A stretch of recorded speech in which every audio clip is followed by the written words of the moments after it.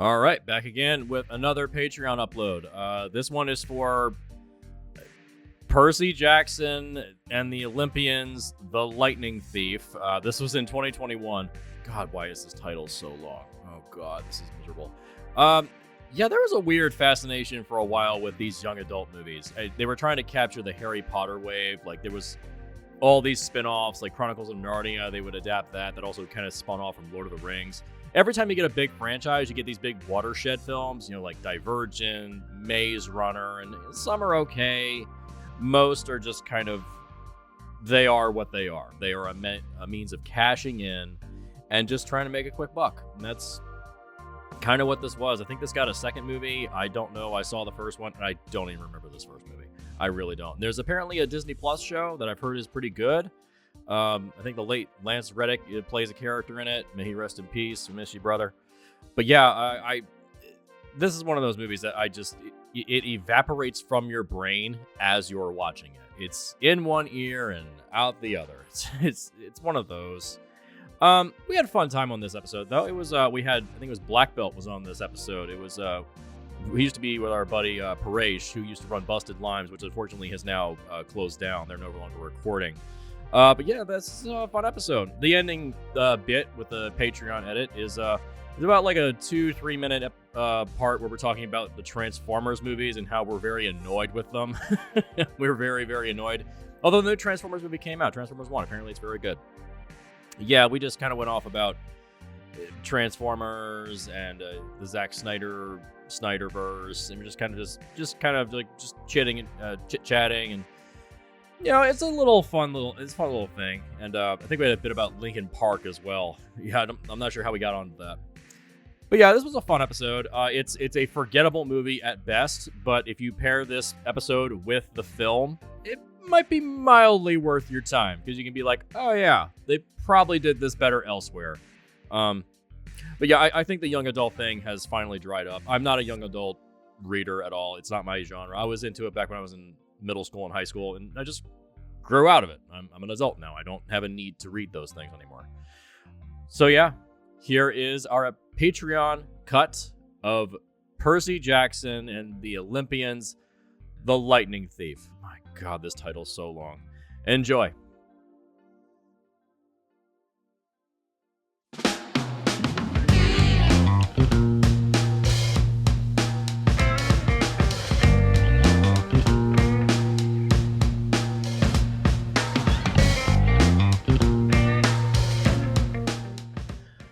Welcome to a new episode of the Film Rescue Show. We're lending a helping hand to Hollywood in fixing their feature films. I am your Pitchmaster General Seth. Today we're talking about Percy Jackson and the Olympians, The Lightning Thief, directed by Chris Columbus. What a mouthful. If you'd like to support our channel, you can do that on Patreon. That's patreon.com/MontresorMedia. It's $1 for access. You get our entire library, extended episodes, early releases, shows that are only on Patreon. And again, you can get all of that for just $1 to help support us. Today, I'm joined by our fearless host, Jesse. Hello. He hosts the Split the Difference podcast, where we compare a movie to its reboot. We have Old Boy coming up tomorrow. Oh boy, Old Boy. Oh, good times. He also hosts That Weird Ass Game, which is a show about odd and unusual games in gaming history. That one's always fun. Should be coming back soon. And our guest for the day is Blackbelt from the Busted Limes podcast, of which I was a guest fairly recently on, if you want to hear me wax poetic about Naruto. Blackbelt, thank you for joining us. Yeah, thanks for having me. Glad to be here. Glad to maybe get a little bit of catharsis from this movie. Yeah, let's jump into it a little bit. So have you two read the books? I have read the book. Okay, I've never read them, so I'm coming into this blind. Yeah, I read the books like when I was in elementary school, and I read I actually have an autographed copy of the 5th book. That's how into these books I was when I was younger. Yeah. That's amazing. I didn't get further than Sea of Monsters. That was about as far as I got before I just kind of tapped out. I was also like in high school and college at the same time, so my reading was a little barred. You were a little occupied. Yeah. Right. Yeah, Percy Jackson kind of came out at the perfect time for me, where I was young, impressionable, and had nothing better to do than spend every spare moment reading. So, right. Yeah. So, from what I recall, and this is, oh man, almost a decade ago. From what I recall, the books were definitely, Jesse, like you were saying, kind of watershed from Harry Potter. But also going out of their way to say something. So the whole Camp Half-Blood, the demigods, the kind of like, there's no chosen one, there's no like perfect path. This is all about kind of, you come from greatness, but you also get to pick what you do with it. Yeah. And I always kind of admired that. And this movie, on the other hand...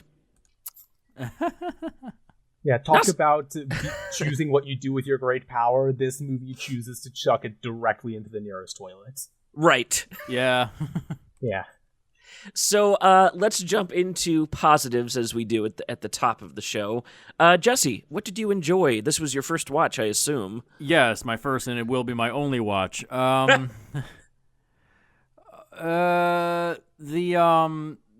what was the Lair of the Lotus Eaters sequence? Yeah, the casino. That's pretty good, clever, interesting. Kind of looks a little cheap, but overall it's pretty good. Sean Bean is in this movie for like 5 minutes, and that instantly gets to the point. Yeah, and he doesn't die. Points. Sean all Bean around. does not die. What else? It's competently filmed. Yeah, Chris Columbus is not a bad director by any means. No, he's not a bad director. He's just like, it's standard. Nothing amazing. It's just, it's fine. I'm really scraping here. Oh, Rosario Dawson is fucking gorgeous. Yeah. There's my big positive. She was perfect in this movie for the 5 minutes she's on screen. Is that Steve Coogan at the end as well, playing Hades? Yes, it is. It's Steve Coogan at the end.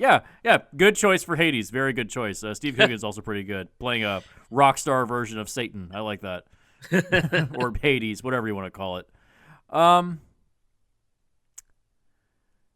Yeah, that's about it. Yeah. The casting was definitely like, hey, we need to lock people in for when we do the rest of these movies.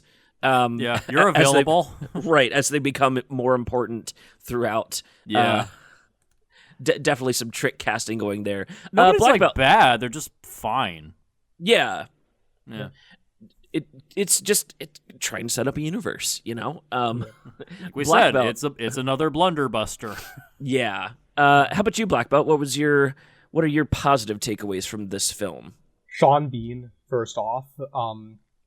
He's actually in my pitch as one of the few things that I wouldn't change when fixing this, but I'll get to that later. But yeah, Sean Bean, the Lotus Hotel Casino thing, that was a positive for me because that's one of the few things that they didn't completely butcher from the books. One thing that, like, it's a super minor thing, but I just got a kick out of it is during the Medusa fight, them using an iPhone to avoid her gaze. Yeah. In the book, they just pick up literally like a reflective metallic ball off the ground, use a reflection in that, which is fine. Well, you know why, right?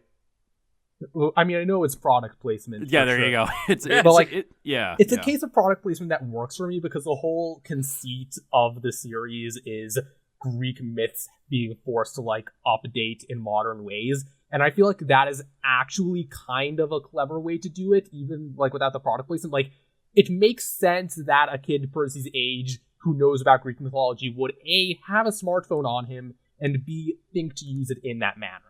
Yeah. Yeah. Thankfully, it wasn't a Sony movie, so they find a Vio laptop on the ground somewhere. Look at the quality of this webcam. God. Yeah. Yeah, no, those are my positives. I'm gonna be completely honest. Like, I when you talk about scraping the bottom of the barrel, I had to saw a hole in the bottom of the barrel and keep digging into the dirt under the barrel to find positives. So I just to tell you how personal this is for me, to give you an idea of how badly this movie, like how much I didn't enjoy this movie. This movie came out in 2010, which is the same year the last Airbender movie came out. So I was 0 for 2 with adaptations of series that I loved this year. Oh no! I saw both of those movies in theaters too. So what's wrong with you? I was like, okay, that was 11 years ago. I was like 11 or 12 years old. Okay. So, but this year was the first time I was introduced to the sensation of walking out of a movie theater and feeling like I had wasted my parents' money. Like, we walked out of Last Airbender and I apologized to my dad in the parking lot. Like, I was like, I wanted to like take him home and show him the cartoon afterwards, convince him that I had like some taste in media. Well, they were supposed to be good. Like that was the whole trick of the theater going, was both of these were supposed to be good because the books are good in this case, and then in Avatar's case, the show is good. So how do you f this up? It's good material to go from. Yeah, there's times where you can, you know, diverge from the source material a little bit and it pays off. None of their attempts to do so in this paid off. Well, like we were saying, this is clearly an example of a watershed from the Harry Potter franchise. Yeah. And so it felt like they were trying to just mold it into that Harry Potter style, that Harry Potter, that format, that template. Make that. Like, after Harry Potter, there was so many watershed films. There was this, there was Spiderwick Chronicles, the Chronicles of Narnia, there was The Last Mimsy. It's like everything was just copying this. It was all just this garbage. And I think some of those also had Chris Columbus involved in them, didn't he? Yeah. Yeah. Like he did Spiderwick? Yeah. Like we said before we started recording, dude made one movie and decided that was going to be his thing for the rest of the 2000s. Well, he made two. He made the first two movies. Right. I'm still holding out for good Chronicles of Narnia movies. Actually, I don't hate TV series in the works. Yeah, I don't hate the movies that we got. They keep quitting before they get to the good stuff, like the Silver Chair and Last Battle. Yeah. I feel like the Lion Witch Wardrobe movie was actually pretty okay as far as book adaptations go. I never bothered with the Prince Caspian movie because I could tell from the trailer that I was not going to enjoy what they did with it. Yeah, they kind of punched it up into a war movie. But then Voyage of the Dawn Treader was like note for note identical to the book. I was kind of shocked. Yeah. I might have to look into that then. Yeah, they actually did. And the kid that plays Eustace, Eyebrows from, what was that? Meet the Millers? We're the Millers. We're the Millers. Yeah, we're the Millers. Oh shit, that guy? The way you guys are getting paid, kid? Yes. He's Eustace, and he does a great job in that movie, shifting from like asshole into hero. We're very off topic at this point, but hey, no, it's fine. On par for not wanting to talk about this. That just goes how it goes, I guess. Yeah. Also, do you know what Chris Columbus directed after Percy Jackson? I actually do not. Night at the Museum? Pixels. What? Yep. Honestly, I'm just surprised that movie had a director. Like, right? It lacked pretty much anything else that would have made it a competent act of filmmaking. It would not have surprised me if there just wasn't a director. That was a active act of terrorism against film, if you ask me. It honestly makes the movie worse in hindsight, knowing that someone, like, intentionally made it that way, and not that it was just, like, a disaster that fell out of a barrel into, like, a pile of film. Right. Yeah. Mm-hmm. Okay, Doesn't take much to sell out in Hollywood. It's true. Let me drop a few of my positives in here. Man, you guys kind of took the good ones too. The score is not bad. I wish it was more present. But overall, I did not hate the score. I like a good, orchestral swell in a movie like this. The overall casting, I think the only person I have a major issue with was Alexandra Daddario, and not that I have an issue with her as an actress, but she was I think she was 25 when these movies were being made versus Logan Lerman, who was 19. Yeah. Selling that was a little I get that she's young looking, but if you're in your mid-20s, don't play a high schooler. You know? Yeah. Well, Tobey Maguire was cast in Spider-Man. He was 25 when he did those movies. Yeah, but even then, everyone he was acting with was also in their 20s. I guess my issue is that like the overall cast is like kind of younger versus Logan Lerman. Funny, if we're still talking about Chris Columbus, that reminds me of how in the Harry Potter movies, and specifically in the second one, the Ghost Moaning Myrtle is played by a 30-something-year-old woman. Right, yeah. But the character has a crush on Harry. Yeah. Who is like this. Dan Radcliffe was the same age as Harry throughout the movies. That, in hindsight, is a little off. Little odd. Yeah. Yeah. Man, I'm really scraping here. Okay, so I liked Uma Thurman as Medusa. That was She was reprising her role as Poison Ivy from Batman and Robin. Right. She's totally amming it up. I enjoy that. When she gets to go full ham, she's a good time. So I enjoyed that sequence. Yeah, that's kind of it. It's a barely competent film. Yeah, it functions. Doesn't make it good, but it's functional. It's like a utilitarian film. Doesn't have to be interesting or good, just has to function. Meet your plot beats, meet your action beats. Movie's over. There you go. You can go home now. Yeah. I'm actually already forgetting stuff from the movie, and I watched it yesterday. Like it's barely even in my memory. Yeah. I will say I'm going to retroactively add your comment about the music to my list of positives, because I do remember when I was watching this, it was like, yeah, this score is actually pretty good. It's too bad I just not invested in anything that's happening while this music is playing. Right. So to shift into negatives, this movie just kind of has a third act. It just kind of happens. Yeah. I feel like implying that this movie has a competent like narrative structure is kind of overstating it. It has an end. The movie ends at some point, which honestly is probably also on my list of positives, is that I could eventually stop watching this movie. Yeah, so okay, here's what confuses me. The Harry Potter movies and books for that matter, they have narrative arcs, right? Like your characters grow and change, stuff happens, there's a, conclusion. You know that there's going to be more because they're going to come back to school the next year. And I think maybe the fact that it takes place over the course of a year in each book, that there's like a passage of time, that it doesn't feel like, hey, these last 3 days were crazy, now back into schoolwork for the rest of the year. It's not like that in this, where it just feels like he gets sucked to Camp Half-Blood, and then 3 days later we have the Empire State Building incident, and that's it for his year. I don't know. Like, am I crazy for thinking that just the pacing in this feels like it's rushing to get to the next movie?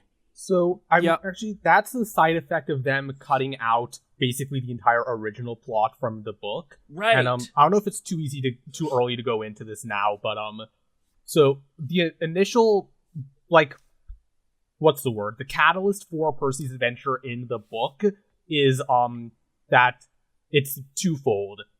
Zeus's lightning bolt has been stolen, but Percy has been framed as the culprit. And in addition to that, Hades at some point sends a hellhound to attack Percy. So essentially what happens is the main characters are under the assumption that Hades is the one who actually stole Zeus's lightning bolt. So what happens in the book then is Percy has a deadline. He has 10 days to go to the underworld, get the lightning bolt, and return it to Olympus, because in 10 days is the summer solstice, which in the books they explain every summer solstice is when all the Greek gods go back to Olympus to have their summit. And if the summit happens and Zeus doesn't have his lightning bolt, shit is going to go down with the gods. So in the books, it's rushing because the characters are rushing. But when you remove that element from the movie, like you said, it completely fucks up the pacing because you don't understand why everything is moving as quickly as it does. Yeah. Yeah, it's like galloping towards the end, and then once we get there, it's like it just kind of fizzles and doesn't pop, and then it's like, all right, we'll see you for the next movie. Yeah. There's the lightning bolt. It was there the whole time. And to add on to your bit about in the Harry Potter movies, they leave the school at the end. Like in the book, like after his adventure finishes, he spends the rest of the summer at Camp Half-Blood, and the book ends with summer ending and him going back home. So like the books at least do contain that kind of narrative arc, but again, the movie just decided to go in a different direction and it suffers for it. Yeah, definitely.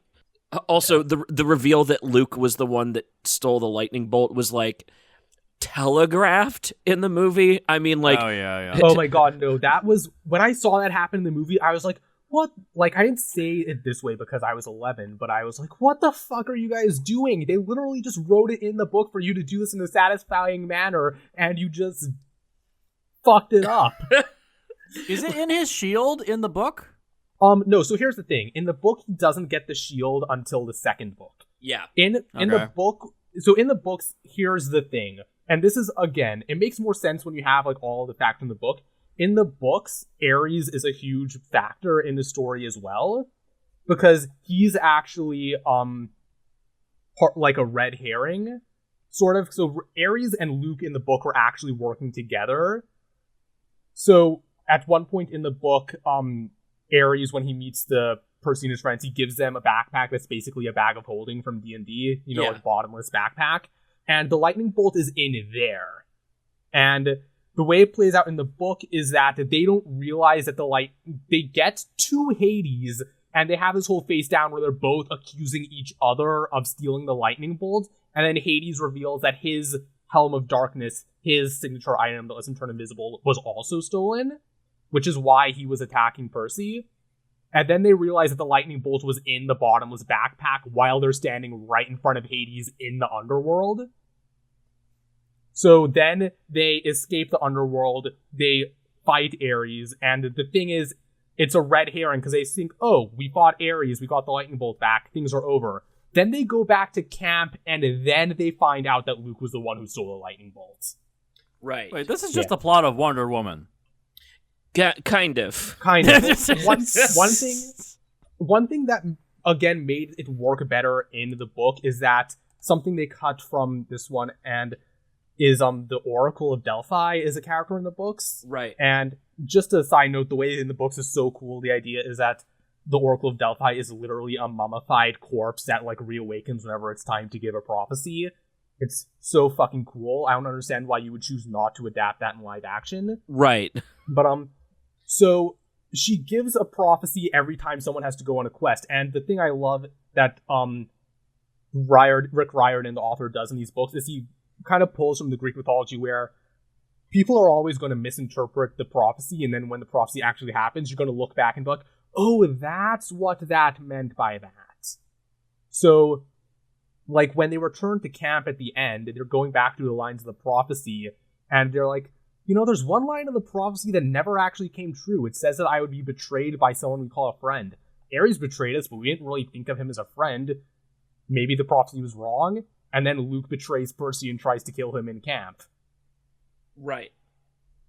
Right. Mm-hmm. So, like, it's telegraphed in the books, but in a way that's not requires you to be an idiot to miss it, like in the movie.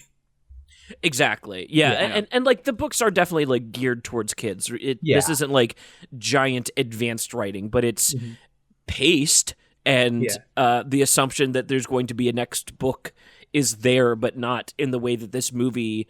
I mean, because they got 2 out of the 5 books adapted into films. Yeah. No, I, for the record, never saw the second one. I know I caught it at one point. It's not good at all. I figured. I know enough of, like, what they tried to do with it to, like, probably still be able to talk about it during my pitch, but, like... Long story short is my fix for the second movie is to fix the first movie enough that the second one never needs to happen. Well, and the second movie, because they adapted so much out of the second book into the first movie, the second movie just kind of like meanders. Mm-hmm. It's just kind of like lost with, oh, well, you took all the good stuff from us, so I don't know what to do. And not only that, but they adapted out so much of the exposition and like the actual like overarching plot out of the first book. The second book now has to do all the actual exposition that should have been done in the first movie. Right. So it's a lot of talking and not a lot of doing. Yeah. Unfortunately.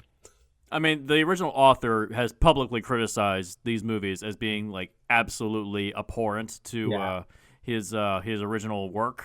So if the original author says this is garbage, I'd take that. I'd take that as a surefire sign that you probably should watch these movies. Well, isn't he involved with the Disney Plus series that they're doing? He is. He has direct creative involvement with the Disney Plus series. Yeah. Thank Christ. The way it's supposed to be done. Yeah. His I guess notes app announcer that he was doing that was a very polite way of saying, I'm going to make sure they do it properly this time. Nice. Yeah. Nice. Yeah, it's like we were talking about holes on Palette Cleanser a couple weeks back, and the writer of the book wrote the screenplay for the movie. And so if you wonder why the movie is so perfect to the book, hey, it's like the guy that was involved was still involved in the movie. Yeah, why don't they just do that? Like, why is there always this egotistical approach where we don't need the original writer to do this? Like, guys, that person wrote this. Right. Just have them involved. And, like, why do you think the Harry Potter movies succeeded? Because J.K. Rowling was directly involved all the time. Well, and if your writer's not alive, like in the Lord of the Rings series... Yeah, in that case, you just have to go with the best option you can. Well, and in that case, they did it the other right way to do this, which is try to recall your favorite moments from the book and then adapt that into a movie. Don't try to do a page for page redo. Yeah. You mean you guys don't want a Peter Jackson cut where he actually adapts all the pages that are just describing the landscape of Middle-earth? I have tried repeatedly to read those Lord of the Rings books, and I'm just like, nope. I think it 60 pages into Two Towers, and I'm like, nope, fuck it, I give up. Ooh, I can't do it. Two Towers is a long read. It is a slog to read, and I can't stand it. I know everybody says, oh, but they're such masterpieces. Oh, if I have to hear the word Fortnite one more fucking time. Yeah, swear to God, Tolkien's writing style does not click with me in the way that it needs to for me to read through an entire one of those books. I love The Hobbit, though, but the Hobbit's good for digestible. Kids. It's good for kids. Yeah. And even in The Hobbit, there's whole chapters dedicated to elven songs. Yeah. Yeah. I'll just stick with my lead child and my Donald Westlake. I'm happy there. It's honestly a miracle that none of the live-action adaptations were straight-up musicals with how many songs Tolkien wrote. Oh, I know. He spent 13 years writing a new language. I think he can do whatever the hell he wanted to do. Right. I mean, to be fair, he mostly wrote the books because he wrote a conlang for 13 years and was like, well, I have to do something with this. Well, and it's so funny that his contemporary at the time was C.S. Lewis, who was just cranking out books at the time, just dude, why are you taking so much time on this? I've written half the Narnia series in the time you've done this. Tolkien and Lewis is one of my favorite literary friendships, just because Treebeard was written as a roast of C.S. Lewis, but Lewis included Father Christmas in Lion Witch Wardrobe just to piss off Tolkien. Yep. Didn't they start out as friends and became enemies? Something like that? Other way around. They were enemies initially and then slowly became friends. Oh, okay. Yeah. That'd be a nice... you know what? I want that movie. Yes! Right? That would be so... Oh my god, give me James McAvoy and Michael Fassbender as Lewis and Tolkien. Enemies to friends. Slow burn. Do it. I love that. That would be so good. Is anybody listening to this that actually can produce movies? Do that, please. Yeah, well, because wouldn't that fall into public domain? Since you're just talking about the people, do you even have to? Well, they tried to do that Tolkien movie. It was fine. Yeah, it wasn't good. It was fine. It was not endorsed by the Tolkien estate. Right. That's all I need to know about that movie. Yeah. I love when Lewis did his space trilogy, and Tolkien, this was in the 50s before people had even been to space, and Tolkien was like, I don't know what you think is going to happen in outer space, but it's not that. They were very honest with each other. I enjoy that. And again, we are very off of Percy Jackson. There's nothing to talk about. The movie's so empty. I mean, the first bullet point on my notes is literally every word punctuated by an exclamation point. Just follow the fucking book. Like, what? It's hard to talk about a movie when all you need to say about it is that it shouldn't exist. I mean, if you wanted to really adapt something and make it like a new story out of it, go back to like Clash of the Titans. Like that original story. Like when he got the shield in this movie, I was like, oh, they're gonna do Clash of the Titans. Oh, okay, cool. They're not gonna do that. The shield has no purpose. Oh, okay. It's just to show where the lightning bolt's been hidden. Okay. Oh man. By the way, that lightning bolt, it fit into that shield. I thought it was like the size of a lightsaber. It should have been like as okay in the books. It should have been inside of a staff or something. Yeah. I hate to keep saying in the books, but I mean, in the books is a good story, so you know. Right. But in the books, the lightning bolt does a thing where, like, resizes based off of whoever's holding it, but, like, it's as long as, like, Percy's leg in the book, I'm pretty sure. Yeah. Like, it's not a little handheld... Okay, they turned it into a fucking Harry Potter wand in this movie is what they did. It was small enough that you could, like... What a coincidence. Surprise. No, I just realized it as I was thinking, it's like, oh, Columbus, you motherfucker. You did it again. Mm-hmm. You fucking did it again. Yeah, it just clicked. There it is. Now, I think my biggest problem with this movie, this is just me personally. I don't like, personally, this style of film. This is basically its own genre, modern fantasy. Yeah. It always comes across as cheap and chintzy and just odd to me. I don't care for it. Yeah. Because it's never something that sits right with me. There's never been... The only one I can think of that actually kind of sort of worked for me was Night Watch. The Timur Bekmambetov Russian vampire movie. Oh, yeah.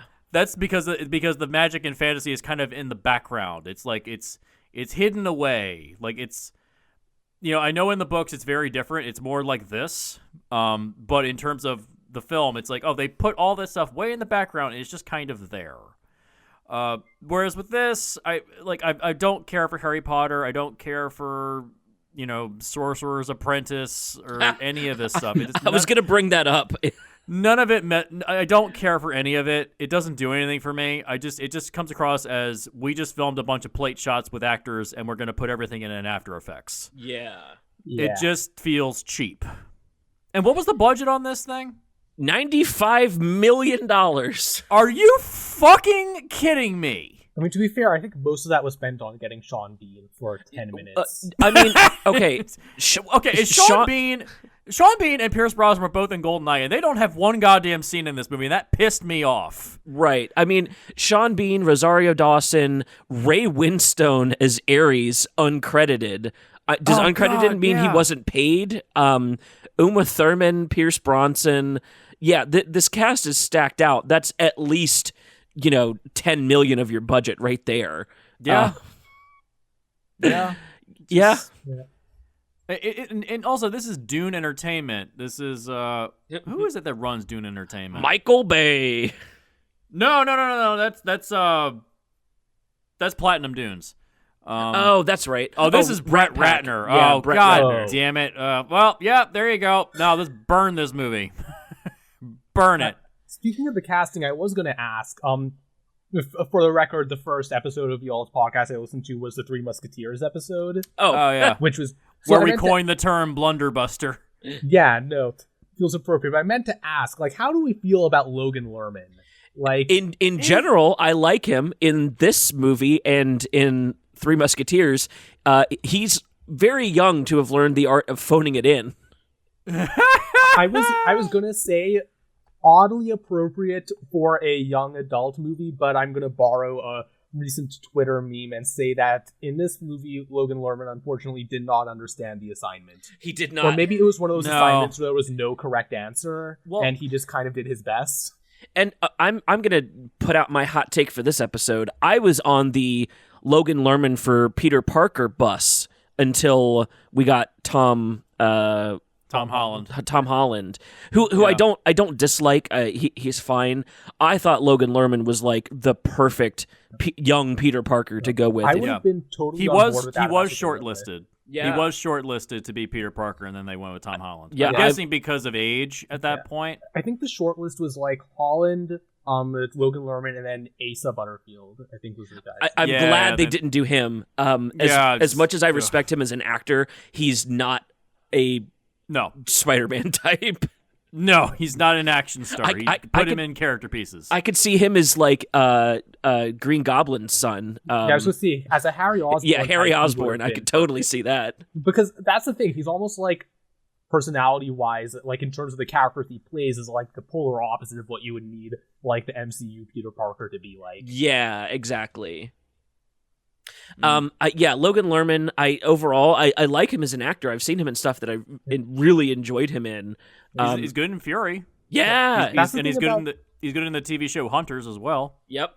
I was going to say that's the thing about this movie. There's so many great actors in this. Like even Alexandria Daddario, like had some really well acclaimed roles, I believe, in like what was it, True Detective? She was in. Yep. Yeah. It's like there's so many good actors and actresses in this movie that like they're given nothing to work with. A lot of these movies that have like, oh, it's a big wide cast, like they're there for about 4 days. Right. They shoot out all of their lines and they get paid a massive paycheck. Most of these movies are like paycheck films. Yep. Yeah. They are meant to be beneficial to the studio and that they can start a franchise, and then the actors get paid a big chunk of money and then they go off and do a personal project later on. Right. It's the things they do between the personal projects because they're not dedicated to it for a long period of time. Unless you're one of the lead actors. It's like that Michael Caine quote about the Jaws sequel he was in. Oh, yeah. I've never seen the movie, but I did see the house it bought me. Yeah. Yeah. I love it. And like I don't disrespect actors for doing that either. You know, that's like... I mean, make your money. That's fine. Yeah. I mean, if you're Who going to cares? act for a living, make a living. Exactly. Like, because I've done the same thing, man. Like, my passion projects when I edit... I have my passion projects, and then I have the vloggers that I've edited for, and I'm like, I don't give a fuck about any of this, but I'm getting paid. Yeah. I mean, I've worked on plenty of stuff, and I'm like, yep, this is garbage, but they're paying me. Yeah, exactly. I mean, it's fine. Pass that creative buck along to the people in charge that obviously didn't care about this project. Yeah, I mean, I just worked on a TV show in Richmond, Virginia, and I'm in the total time that I was down there, I made $10,000. Yeah. For a month and a half. I'm probably never going to watch the show. I don't care. It's just, it was a job. I got paid. Did you get to meet Ice-T's son? Or No, I did not. No, it's Ice-T. Ice Cube. Ice Cube. Ice-T and Ice Cube need to get together to make some kind of special album together. A refreshing summer beverage. There you go. That's the pun. Did you guys look up any of the trailers for this movie coming into this? No, I didn't. Couldn't be bothered. They're cut like Transformers trailers. Oh, brilliant. I mean, when did this come out? 2010? Oh, well, there you go. That's why. It was riding the Transformers train. Yeah. Everything had that editing style when Transformers was all the rage because they saw how much money they were making. Like down to the point that in the trailer it shows Percy in the pool, because he's the son of Poseidon, and haha, I get it.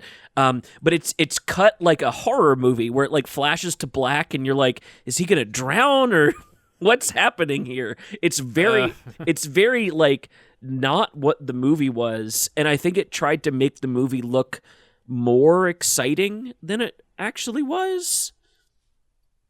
I don't know. It's just very tonally. I don't think they knew what they wanted. There's like, is this Transformers? Is this Clash of the Titans? Is this Harry Potter? It's kind of all over the place. And for I'm watching the trailer right now, and it's like, oh my god, there's like, it flashes to black all the time. Lots of quick camera movement, explosions. The color grading is different in the trailer as well. Oh, it's way darker, way like less saturated and serious, and it's I think they didn't know what they were trying to put out there. They didn't understand the material, and they definitely didn't understand how like it looks like an action film for adults. Yeah. Isn't this a book series for kids? Right. Yeah.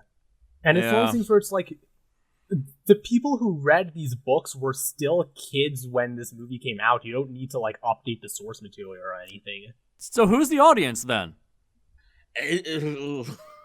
There is your biggest problem. Find an audience. Figure out who you're making this thing for. I mean, unfortunately, with a lot of these movies, the answer is Hollywood executives who want to make money, not anybody who would want to watch this movie. That's my And audience. that's why we always refer to these as blunderbusters. Like they're just they're big and boisterous films. They're big and they're bold, meant to make money, but they don't really add anything to their material. They don't improve anything. They're not designed to be good films. They're just designed to meet a marketing quota and then move on. Right. And how do you that's elevate? Fine. I'm fine with making money, but sometimes like you got to have some kind of creative spark. There needs to be some kind of inspiration to want to do it in the first place beyond money. These are my most hated kinds of films because they're bad in a way where you can see the cogwheels of the machine ticking behind it. Like, the executives are in the boardroom thinking, well, okay, we can market for this. We can make a video game off of that. We can make an action figure out of that.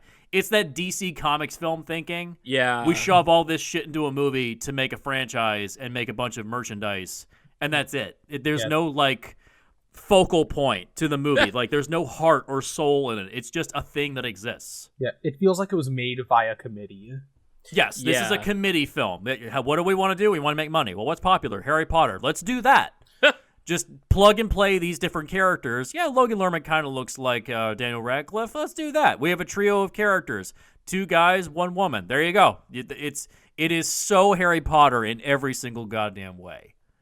Yeah. And there's so many of these things too. I think that's what's kind of got the wild hair up my ass for this kind of material is like I mentioned this to you, Jesse, like the Maze Runner, Divergent, Hunger Games. That whole stretch of the mid-2000s where everything was a fucking, like, young adult novel movie, but the same fucking thing over and over. And they always had the same general premise, which is that the youth of the film were always more intelligent or were going to rebel and rise up against the powers that be. Right. This is edging towards, I guarantee if they'd gotten all 5 movies, Percy was going to take over and run Mount Olympus. It is, there's no respect or even acknowledgement of the source material beyond lip service in this movie. Yeah. Well, and they all kind of run towards that theme of, hey, you know what? Teen kid reading this book, you're right. All the grown-ups are dumb, aren't they? Let's show you more dumb grown-ups to just reaffirm your specialness and importance and all these things. And that's the tone of these movies. Whereas the books, specifically like Harry Potter and Percy Jackson, the books are like, hey, you don't understand what's happening here at all. And you feel like your feelings are valid, but as you get more information, things are going to get more complicated. You need to understand that the world is not as cut and dry as you think it is. Yeah. Mm-hmm. And that nuance is just totally lost in the adaptation into film.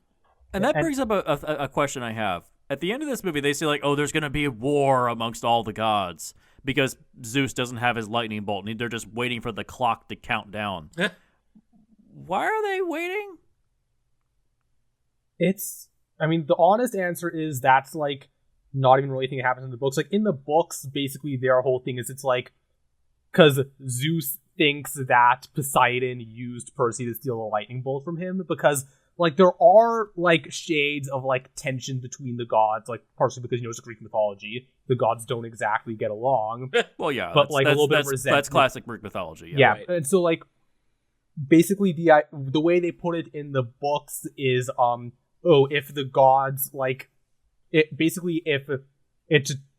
Zeus isn't provided with proof that Poseidon isn't, like, stealing his lightning bolt to try and, like, get one over on him, the gods are going to go to war, and it's basically the way they say it in the books, is it's going to be the Trojan War all over again. They're going to draw battle lines, and it's actually leads to a really good moment in the book where Percy and Annabeth, who, for context, Annabeth is the daughter of Athena, and, like, throughout the first book, they're kind of, like, almost enemies to friends, not quite enemies, but moving towards friends. Yeah. They have a really nice moment where they're like, hey, if they're ever, in the Trojan War, our parents were on different sides. If a Trojan War happens, are we going to have to fight each other? What would we even do in that circumstance? Yeah.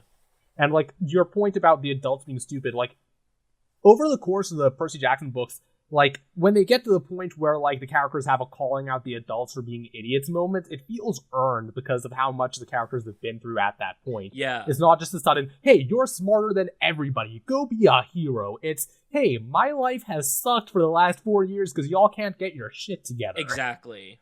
Yeah. Yeah. Shocking. There's nuance in books. Yeah, Percy's conversation with the gods on Olympus at the end of the 5th book is a conversation that I wish had happened between Harry and Dumbledore in book 7. Yeah. Yeah, there needed to be a very clear calling out of the system in Harry Potter that never really happened, but does very clearly happen in The Last Olympian.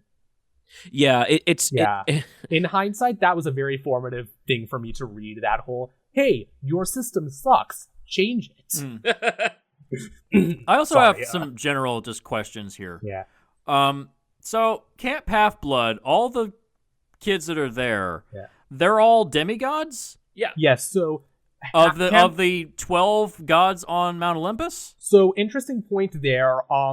Yes and kind of. So, something that they don't, that was, is the major overarching plot point of the books, but is one of the things that got pushed into the Sea of Monsters movie, is that, there's a prophecy that a child of one of the, air quotes, big 3 gods, so a child of either Poseidon, Zeus, or Hades, is going to eventually be at the center of a huge conflict and will have to make a decision that will either destroy Mount Olympus forever or continue to preserve it.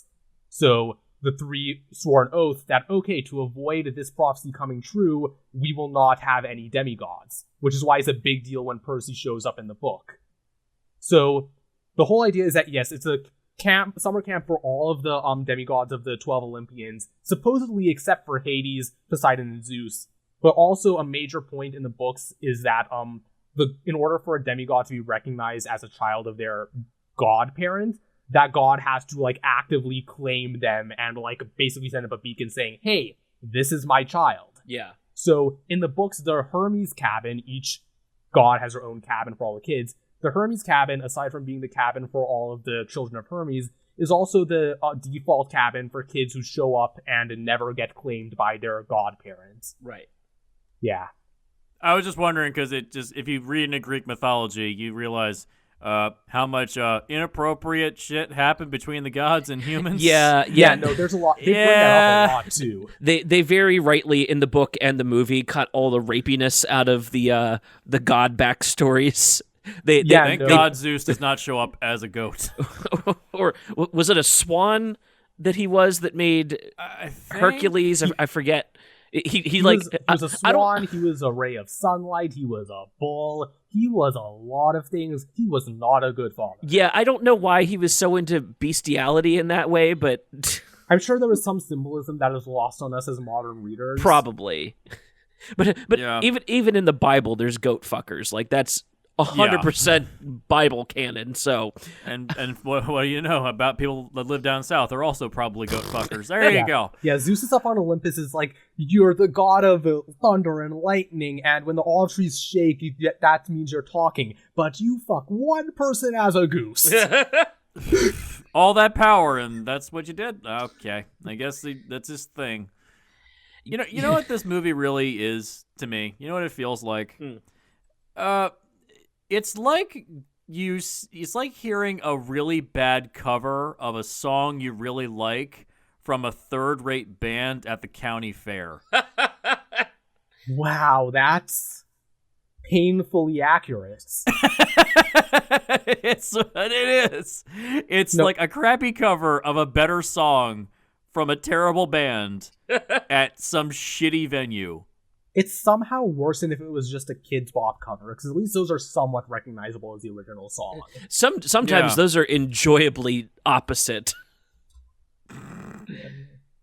Yeah, no, that's a perfect metaphor to wrap all this up. It is, that makes sense. It's devoid of any, I think, like proper meaning or characteristic purpose. Yeah, characteristic tone. I think that's the thing really missing from this. This should have been charming as fuck. Yeah, this movie, like, at the end of the day, it lacks any identity outside of young adult summer flick with some light Greek mythology seasoning to make it seem like it's not just Harry Potter. Right. It Yeah. needed to differentiate itself, and it doesn't. Yeah, If anything, they went hard in the opposite direction of just copying what was popular. it goes out of its way to ape all the other popular things. Yeah, instead of trying to be the next popular thing. And have its this is the project that you hand off to like a young filmmaker that was maybe reading these books on the tail end of their childhood, you know what I mean? Like a director in their like mid-20s, early 30s, and just like, hey, if you have an idea for this, let's take a chance on it and give it its own infusion of feeling. Which is like oddly appropriate because Logan Lerman was in one of those John Green books that became a movie, The Perks of Being a Wallflower. Oh yeah, you know what I mean, and that has its own personality. Yeah. And ironically, Emma Watson was in that too. Yeah, Emma Watson was also in that. Also, the Flash from Zack Snyder's Justice League. Oh, Ezra Miller. Ezra Miller was in that. But it has its own personality, and that's what's totally missing from this. It's just movie's just bland. It's just very, very bland. There's nothing interesting. Like, even look at the poster. The poster for this movie is awful. Yep. It's like blue and gray and black, and it has like no. What does it mean? Yeah, this was the poster should sell your movie as to what it's supposed to be about. It looks like a guy is about to destroy a city with a lightning bolt. Yeah, this movie was one of the most personally offensive examples to me of when they started reprinting the book with the movie adaptation as the cover instead of the original book cover. I hate that shit so much. Yeah.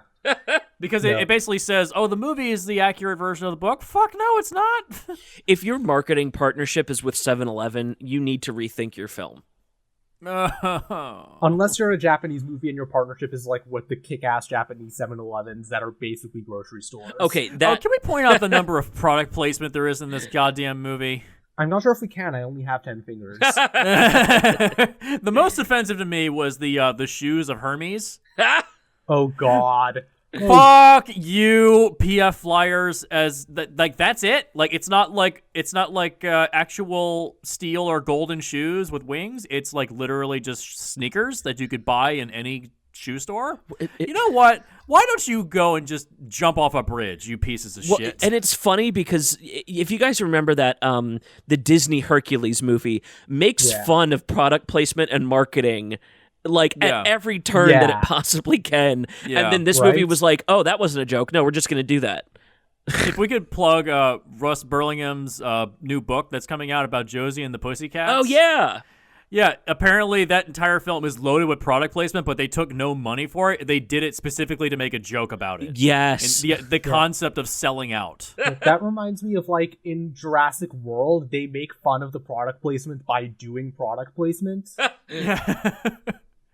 Yeah. Like it doesn't count as making fun of the thing if you're actually doing the thing. Right. Or Talladega Nights. Like they have the cars spinning in the air and then they cut to a commercial and then they come back to the car and it's still spinning in the air when it's crashing.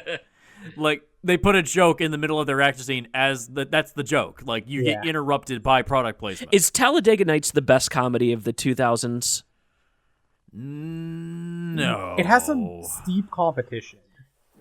Tropic Thunder's up there for me, man. Oh, that's true. Tropic Thunder. I know there's some parts of it haven't aged well, but it still makes me laugh. Yeah. 90% of my black friends really like the movie. The other 10% didn't like it. Thanks, Robert Downey Jr. Dude, shut up. Just stop talking. The moment I said you can't make fun of the thing by doing the thing, I thought of Tropic Thunder and I was like, well, can you? Is that a discussion to be had? At the end of the day, my thing with Tropic Thunder is that, listen, I think it's funny because of what they're trying to go for, but it's not my place to tell anybody else if that made it okay. Yeah. It has its place. It has its place. At the end of the day, maybe it's a good thing that people mostly remember Kiss Kiss Bang Bang and Iron Man as Robert Downey Jr.'s comeback. Yeah, it's true. It's true. Yeah, like, for I sure. like Tropic Thunder, but would people today be okay with Robert Downey Jr. winning the Oscar for that? Oh, right, he was nominated for that movie. Yes, That's he- right. yes, he was. That was the Oscar he lost to the posthumous Heath Ledger win. Yeah. Well, which yeah. Deserved. Yeah, no, I mean, again, deserved, but, like, it's a what if, isn't it? What if? What if? Well, Yeah. and wasn't his nomination like a joke, like playing out from the movie? Because in the movie he plays a like multi Oscar award winning actor. Yeah, The guy's he's like a literally doing big the part actor. as Yeah. Oscar bait. Also, like, I rewatched the clip of it recently just to, like, because I was watching the clip of Heath Ledger winning, and I had forgotten that not only was Robert Downey Jr. like nominated in that category, but when they had like one of the presenters for that reward was Cuba Gooding Jr., and he made a joke about Robert Downey Jr. stealing roles from black actors with that role. Damn. Oh. And that's funny for Cuba to say after Radio. Ha! Oh, yeah. Oh god. Well, it's funny that Cuba's now in prison, so he doesn't have to hear any of this anymore. How the hell do you go from having everything to having nothing? Like, just Cocaine clouding the brain, my guy. yeah, cocaine will do that. Drugs are a hell of a drug. I think this is where we go to break. I have nothing else to say about Percy Jackson and the Olympians, the lightning thief. Oh, God, the title's so long. I've said more about this movie in the last hour than I've been able to say about it in the last 11 years. We discussed more about this movie than the actual producers did in the writer's room. Probably. You're not Just do Harry Potter, it's fine.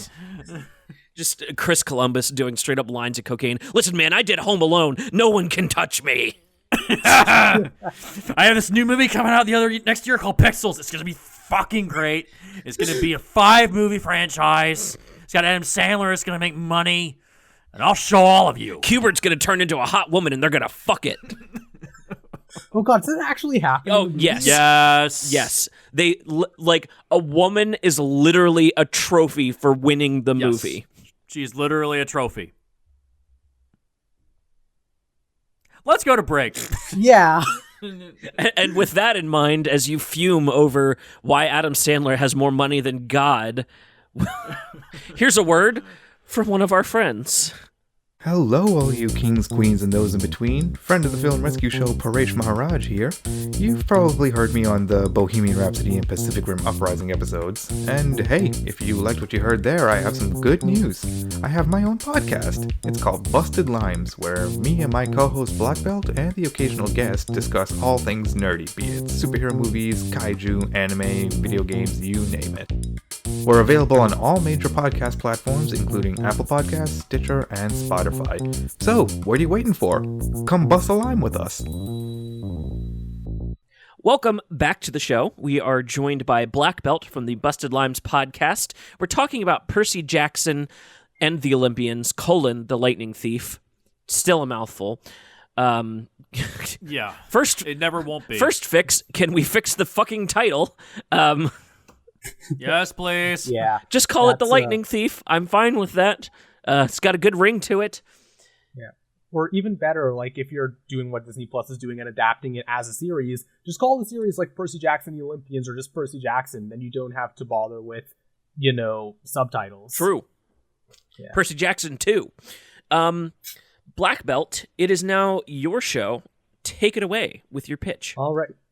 Thank you very much, Seth. So, yeah, as I mentioned briefly earlier, my first bullet on my pitch is literally just follow the fucking book, because you almost can't even bother trying to make changes to the movie. You just have to readapt the book. So, I will say I'm only going to be talking about Lightning Thief. I'm not going to talk about the whole series. I might occasionally reference things from later books in terms of, like, setting up later plot points. But largely, I'm just talking about, like, how to better adapt Lightning Thief in order to set up the rest of the franchise. Unlike this movie, which adapted it so poorly that they actively shot themselves in the foot with future adaptations. So, yeah. I am personally, like, in the camp that thinks books are better adapted as series rather than movies, because then you don't have to worry about cutting things out. Like, I like that Disney Plus is doing a series because you give things more room to breathe when you can go episode to episode, as opposed to just, like, trying to, like, you can adopt, like, obviously many books have been adapted into a single movie and it works. I'm not saying it should never be done, but I just feel like with a book like Percy Jackson, because there's so much setup that doesn't pay off until later books, you want to avoid a situation like happened a lot in Harry Potter where they cut things because they didn't understand how important they were going to be or what they were setting up. And then at the last minute, you have to cram it all back in. Yeah. Or you have payoff for things that you never actually set up. Like, to use the Harry Potter example, in the books, Dobby is more or less a recurring side character through all the books after the second one. But in the movie, he only ever appears in the second movie and then the seventh one. So his death hits way harder in the books when he's actually been around, and not in the movies where it's like, oh, that character from the second book is back and he's dead. Okay, I guess that's how we're ending this. And also, everybody hated him too. Like, he was like Jar Jar Binks. Well, and, yeah, like that's the thing. In the books, he was around long enough to like become endearing. Well, and then the whole subplot within the books of Emma Watson's character Hermione wanting freedom for elves. Elves are essentially an enslaved species in the Harry Potter universe, and she's like, "Hey, yeah, that's fucked up."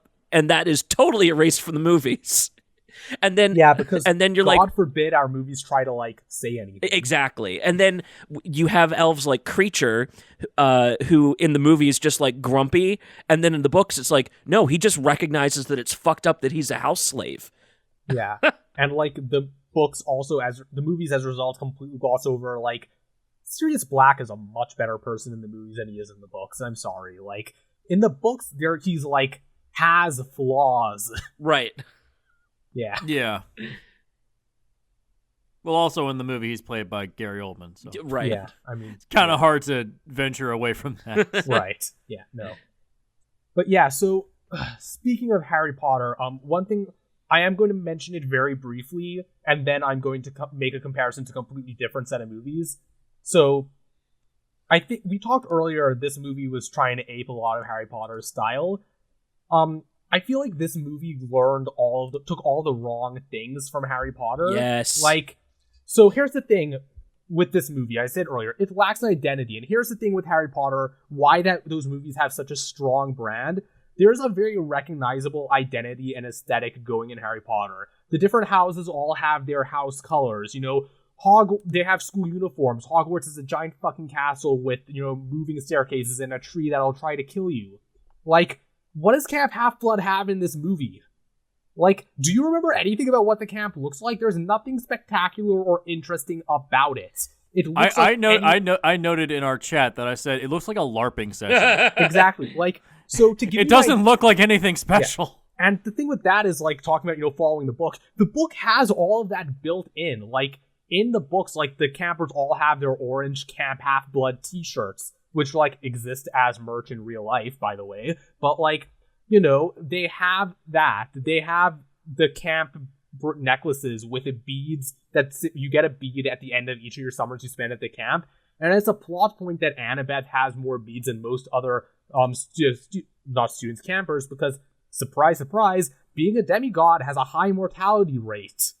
Like, right. Those are, and then also, like, the thing is, they needed to make Camp Half-Blood feel like a summer camp. In this movie, it's like you said, it feels like a LARPing session. Like, in the books, like, they go all out with, like, having standard summer camp stuff, but then adding a Greek mythology twist to it. Like, they have the lake where people go boating or swimming, but, like, there are mermaids and nymphs and shit that live in the lake that sometimes come out and talk to the campers.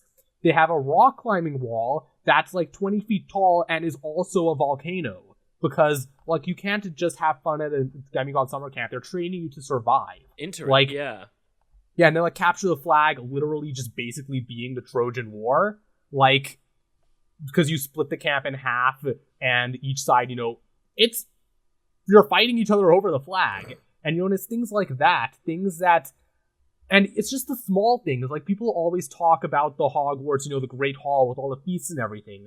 Like, in the, I don't know what the word for it is, but, like, in, I guess, the temple/cabin where they eat lunch, they have a eternally flaming brazier where kids will, like, dump out part of their lunch as an offering to whoever their parent is. Yeah. Like, it's small things like that that make it feel like a living, breathing location. If Wet Hot American Summer can make a camp that is totally believable for like $1 million, they could have put $1 million in this movie into making a believable camp. Yeah. Like, Yeah. there's a scene in the books where, like, Percy and Grover are having a really serious heart-to-heart chat, and, like, it's just mentioned, oh yeah, there are smoldering holes in Percy's shirt because he just came from the rock climbing wall. That is hilarious! Right. Why would you pass up on a chance to have that, like, imagery of a smoldering Logan Lerman having a serious discussion? Yeah. Yeah, no, but, like, that's dealing with the camp, and, like, again, talking about things that, like, weren't captured well in the movie that is really important for the books is, like, the whole premise of the books is that, you know, the Greek mythology and, like, that aspect of it moves around within the modern culture, but, like, it assimilates. Yeah. You know? Like, with the gods, like, Zeus likes wearing pinstripe suits, Poseidon looks like a regular fisherman, Ares is a biker dude, you know? It's the assimilation is so important, and there's this thing that they don't mention at all in the movie that's super important in the books called a mist. So essentially, the mist is like this magical force that distorts all of the Greek mythology stuff so that non demigods or like just basically muggles, like regular people, don't perceive it properly. Yeah. Like, so to give an example of it, in one scene in the books, at one point in the books, Percy basically gets a pet hellhound, which is fucking hilarious. There's a scene where Percy is like sitting in an exam, and the hellhound jumps up onto the stage in the exam hall and is like trying to get his attention. And Percy like freezes up because he doesn't want to go deal with it until he knows what everybody else in the room is seeing. And like the exam proctor just deadpan looks at the giant fucking hellhound, looks back into the crowd and is like, okay, whose poodle is this? And you have the imagery of Percy Jackson having said, like, yeah, sorry, that's my poodle. Come on, girl, let's go. And he's like pulling this giant hellhound out, but everybody just sees him dealing with a poodle and being weirdly like timid of it. Right. Yeah, and so it's things like that. And so basically, the thing with the books is that they mention is, you know, the real world is the outside world is dangerous for demigods because everything is out to kill them. Like, demigods are literally just like, they attract monsters that want to kill them. Yeah. That's why it's so dangerous. And so part of the danger of being out in the outside world is, you know, you have to constantly be on guard because you never know what's actually going to be a monster, and only demigods can see through the mist, but even then it's tough. So my example of a movie that handles something like that very well is actually the John Wick movies. So John Wick is basically a perfect Portal fantasy, because here's the thing, like when you first see John Wick, he's like in a normal like neighborhood more or less, but then once you start meeting like other assassins, other people who know who John is, you know, you start realizing things aren't quite as they seem. And then he enters the hotel for the first time, and you're fully immersed in the world of assassins, and you see how deep the charade goes. And even though he leaves the hotel like 10 minutes later, the outside world is never the same to the viewer, because you understand that anything could be dangerous, and it's taken up to 11 in the second and third movies, where John is on the run, and he doesn't know who's an assassin, because you have that scene where he realizes that he's literally surrounded by assassins. Right. And he can't trust anyone. That's the kind of tone you need to go when the demigods are outside of Camp Half-Blood. They are never safe when they are outside Camp Half-Blood, and that's the kind of tension that you need to be generating. Right there, that is the perfect like elevator pitch to have something that's going to have the, like we were saying, the charm and the tone, like a specific tone. This is John Wick for young adults in the magic setting of the Olympians. Like, so concise. I love it. I love that. It tracks too the entire Medusa scene with Uma Thurman. That feels like if you John Wicked it would feel so intense, right? Yeah, absolutely. And I mean, like, that's the thing, like, and part of the thing with the myths, like, it's all of the myths. Like, Riordan digs deep for the stuff he comes up with. Like, there's a scene where they're in Las Vegas, they're on the run, and they run into like a really aggressive mattress salesman who brings them into the store to get them to like try out some of his mattresses. The mattress salesman is Procrustes, who I had never heard of before I read the book, but I'm guessing you have heard of him, maybe? Yeah. Yeah, so like his whole thing is when they lie on the mattresses, he ties them down and he's trying to stretch them out to match the length of the mattress, like kill them that way. Yep.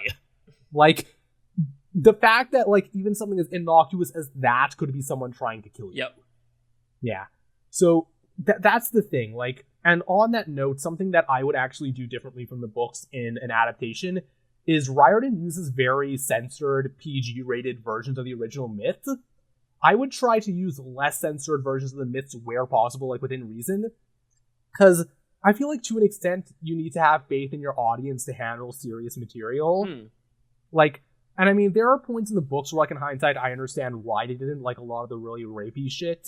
Like, I understand. Yeah, I was about to say, let's leave that out. Yeah, but like, in the second book, Tantalus is a side character who, for those of you who don't know, his great sin that got him punished to eternal damnation in hell was he was jealous that the gods favored one of his younger sons over him, so he killed his son, cooked him up, and served him as a dinner to the gods. Yep. And so it's one of those things where he tells his story to the campers. It's very much I'm not saying it, but I'm truly trying really hard to imply what I did type thing. Right. Like, so it's like Midsummer. Yeah. We had my son for dinner. You had your son over for dinner? No, that's not what I'm saying. It was something like that, yeah. So I feel like in those cases, like, you could get away with being a little bit more straightforward with what happens. Yeah, absolutely. Yeah, like things like that. And yeah, that's the thing. And as far as like things, so for those of you who don't know, after the Percy Jackson series, like the first 5 books after those ended, actually Rick Riordan has written sequel series. There was the Heroes of Olympus, which picks up pretty much like right after Percy Jackson, like a year or two later. Yeah. One thing is like so I didn't read all of that sequel series. I read the first book, and then at that point I kind of checked out for reasons I won't really go into here because it's not super relevant. But like, there's a lot of stuff that happens or is mentioned in that sequel series that you could move up to like being mentioned or even like hinted at during this books that wouldn't really feel out of place. Like certain characters, you know, coming out of the closet or having siblings that weren't mentioned until later. Those are things you can mention here and have it, you know, be part of the world building. Yeah. And not necessarily, you know, something that has to wait until later to come up. Right. Yeah. Yeah, so, and specifically with dealing with, you know, the amount of stuff that happens in the books, I feel like you could get away with almost like a monster of the week or myth of the week type format. Like... Oh, okay, yeah. That'd be really good for a TV series. Yeah. Yeah, for a TV series, yeah. Like, as far as the books, like, because I mean, it's not like chapter by chapter there's a different myth you deal with, but like, Medusa, like, if you're doing a series, that could be your own episode, or like, if it was, I feel like if you're pacing it in a movie, Medusa could kind of be like the beginning of your second act. Sure. Like, they've exited Camp Half-Blood, they're in danger, and that's like one of their first real encounters with something that like tricks them and tries to kill them. Yeah. And I think the Lotus Eater Casino, which again, one of the few things that they did mostly well in the movie, that's a good beginning of your third act, because in the book, like I mentioned earlier, something they failed to capture in the movie that's important in the books is that they're on a time limit. Yeah. So in the book, when they realize they're in the Lotus Eater Casino and they come out, they realize that they were in there for 5 days and they now only have 1 day left to finish their quest. So that's the beginning of your third act, and that's where the tension is at its highest. Hey, stakes. Weird. Yeah. One thing That'd be again, nice to have in your movie. Yeah, one thing there again that you're going to want to change, a lot of stuff has to be like something they mention in the so talking about taking the wrong lessons for Harry Potter, in the Harry Potter movies they have the very old-fashioned aesthetic with like writing with parchment and candles and ink, and they never really justify it beyond like we're wizards. Like, why don't wizards use technology? In the book they actually provide a justification for like the old-timiness stuff. So like in the book they mentioned that like modern technology, when Half-Bloods use it, basically like amplifies their aura and like just sets off a big beacon that says, "Hello, monsters, I am here. Please come eat me." Right. So they have all this magic like communication stuff, like they have to call on the goddess Iris, the goddess of rainbows and messengers, in order to basically, like, anywhere there is a rainbow, you can FaceTime with somebody else. Huh. There's things like that. Yeah. But like, it's funny because in the books, when they come out of the what do you call it? The Lotus Hotel, they can't like use their phones or anything to like look up what day it is. They literally have to go find a newspaper to see what day it is. Right. Which, if you had to do that in a series that's coming out in like right now, that's fucking hilarious to me. Because where the fuck are you going to find a newspaper in Las Vegas right now? Right. Yeah. But like, yeah, that's things like, that's a general like kind of tone and like setup I would want to go for with the movie. Another thing that they kind of mess up in this, so I think it's important to just go ahead and like talk about what the overarching plot of the series actually is that you're trying to set up. Yeah. in this. What are the broad strokes here? Yeah. So basically, Percy Jackson is a how old is he? 14 years old? Yeah. He's like a 14-year-old kid, right? Wait, is he 14 or 12? I always get that wrong. 12 years old. He's a 12-year-old boy. So that's one thing I want to highlight here. If you want to age up characters more or less, you can play with it, but I think it's important for him to be like 12 years old around that age, because so much of like the terror of young adult novels is that this stuff is happening to children. Right. Yeah.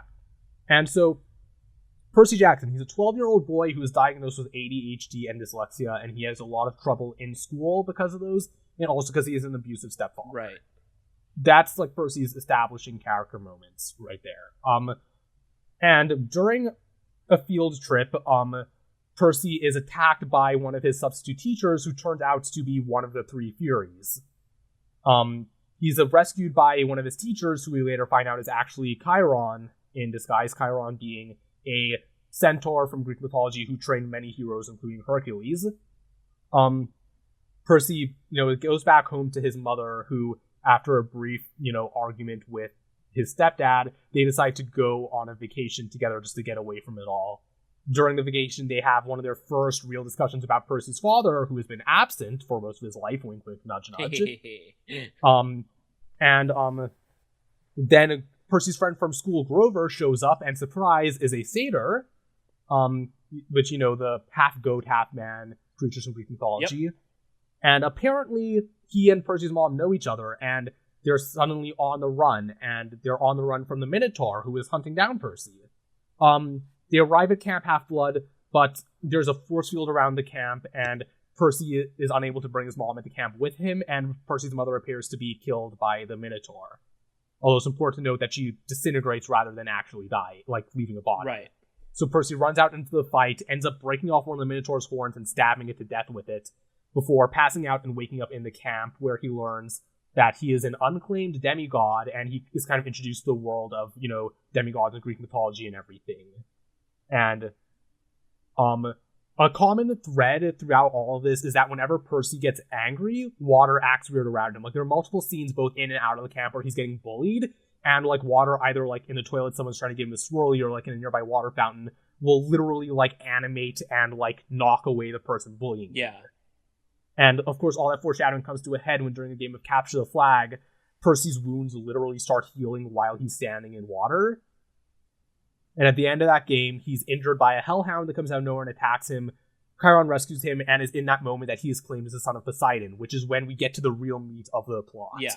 So, essentially, like I said earlier, there was a prophecy many decades ago that said a child either of Zeus, Poseidon, or Hades will make a choice that either destroys Olympus or saves it. So, this is a sign that Poseidon has broken his oath. And not only that, but Zeus's lightning bolt has been stolen, and Percy's the prime suspect because of this.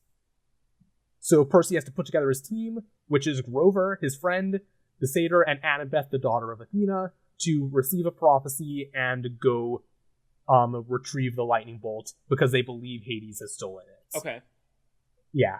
And so along the way, they have to venture from New Jersey to Las Vegas in order to get to Underworld, and they have 10 days to do this, because in 10 days the summer solstice happens, and if the gods have their annual meeting without, and Zeus does not have proof that Poseidon didn't steal his lightning bolt, there is going to be all-out war with the gods again. So they're trying to prevent that. An important thing to note about the Camp Half-Blood that was left out of the movies is that in the books, the camp director aside from Chiron is air quotes Mr. D, aka Dionysus, the god of wine and partying and everything. Right. And he's essentially a washed-up middle-aged dude who is on probation and not allowed to drink alcohol anymore. because him being the camp counselor is a punishment from Zeus. Like, literally, his introductory line when Percy recognizes him is like, wait, you're Dionysus, the god of wine? And he's like, well, the god of soda until my dad says otherwise, but yeah, that's me.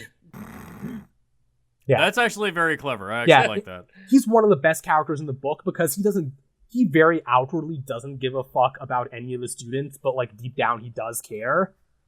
And he was supposed to be like the polar opposite to Dumbledore in writing. Like he was very written away from Dumbledore, so you don't make those comparisons.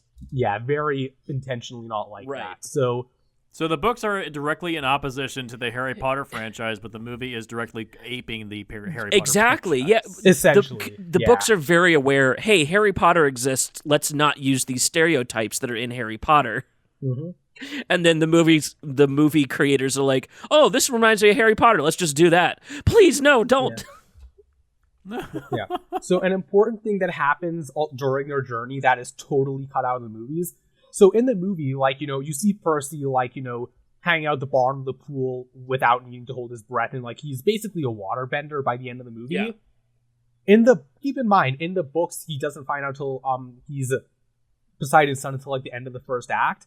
So over the course of the journey, he's discovering and learning his powers. Like, he discovers his ability to breathe underwater and to literally never get wet. Like, it's a point in the books. He cannot get wet unless he intentionally wants to. Like, he discovers those throughout the course of his adventures. Specifically, there's a point, and there's a point where he literally fights the Chimera on top of the St. Louis Arch, and he jumps off, and A, survives the fall, and B, breathes underwater, heals his wounds, doesn't get wet, and washes up back on shore and goes to meet up with his friends. Yeah, because it's supposed to be like, the discovery of power is surprising for the reader as much as it is for Percy, and it works in adding tension because it's like, well, what if he falls off the arch? This is scary for me as a reader. Exactly. And then you get the blowback of actually we're discovering new powers here, and it constantly ups the ante as things progress, as he's learning what his powers are, versus the way it's presented in the movie. Yeah, and an important thing about Percy learning his... Can I kind of real quick? That brings up a question I have. In the beginning of this movie, he's in the pool underwater. Is he holding his breath, or is he breathing the water? So in the books, he literally can breathe underwater. So he's Aquaman. Basically. Yeah. Okay. He's baby Aquaman. I even noted when I was watching this movie, I was like, how am I not supposed to make DC Comics jokes? Yeah, no. So an important note about Percy having to learn his powers, like, it's an important theme of the series that some demigods have met their god parent and some haven't. Right. So, like, Annabeth has met her mother a few times and, like, actively receives guidance from her. Percy's one of the ones who never met he hasn't met Poseidon before the series. And, like, as I said earlier, there are many children in the Hermes cabin who are there because they don't know who their godparent is and they've never been claimed. Yeah. Also, just a fun side thing, the reason the god suspected a demigod stole the lightning bolt in the first place is because it was stolen immediately after Camp Half-Blood's annual field trip to Mount Olympus. Right. Yeah. Which for a lot of kids is the only time they meet their, I keep calling them godparents because I don't know what else to call them. They don't really, like, have a Well, they literally are godparents. Yeah, that it makes sense. I'm not, you're not confusing anybody. Yeah, I just wanted to be clear real quickly. So, a little while after the Mississippi River fight, the group is approached by Ares, the god of war, who essentially makes a deal with them. He's like, hey, you help me out, I help you out. I'll give you some information and a quicker route to get to Las Vegas. So just a fun aside, the thing Ares needs help with is, like, he's lost his shield and he needs them to get it back. And when they go to, basically lost the shield at an abandoned amusement park. And when they go to get the shield, they discover two things. First thing they discover is that he left his shield there because he was there having a clandestine hookup with Aphrodite. Yeah, we're bringing that back. The second thing is when they get there, they find that there was a trap there rigged by Hephaestus, Aphrodite's husband. Yeah. So that's just a fun thing that they decided to have that still be a thing in these books, despite it essentially being for children. Oh, that reminds me of something. Yeah. Is it Aphrodite or Persephone that's in Hades' lair in the end of this movie? In the movie, it was Persephone. Yeah. So they changed her character basically to Aphrodite? Basically. Why? Because they decided that it's a fun narrative beat if Persephone is unsatisfied with Hades as her husband, I guess. Well, why just change it to Aphrodite? Why call her Persephone? Why do anything that they did in this movie? Good point. Touche. Yeah, it's fair. Touche. Good point. Like, I wish I had a Continue. better answer, but, like, I don't have any answers for why this movie exists, unfortunately. Money. Yeah. In the state that it exists. Yeah. So the information that Ares has for Percy is that his mother is alive and being held hostage by Hades. And the way that he has them get to Las Vegas faster is he puts them on a it's a truck that's like it's a zoo truck or something, I believe. Yeah. Oh no, it was an illegal animal smuggling business's truck. Tiger King. I love it. Yeah. Oh no. Yeah, so here's the fun thing. They're on the ship with the boat with all these like caged up lions and zebras and everything.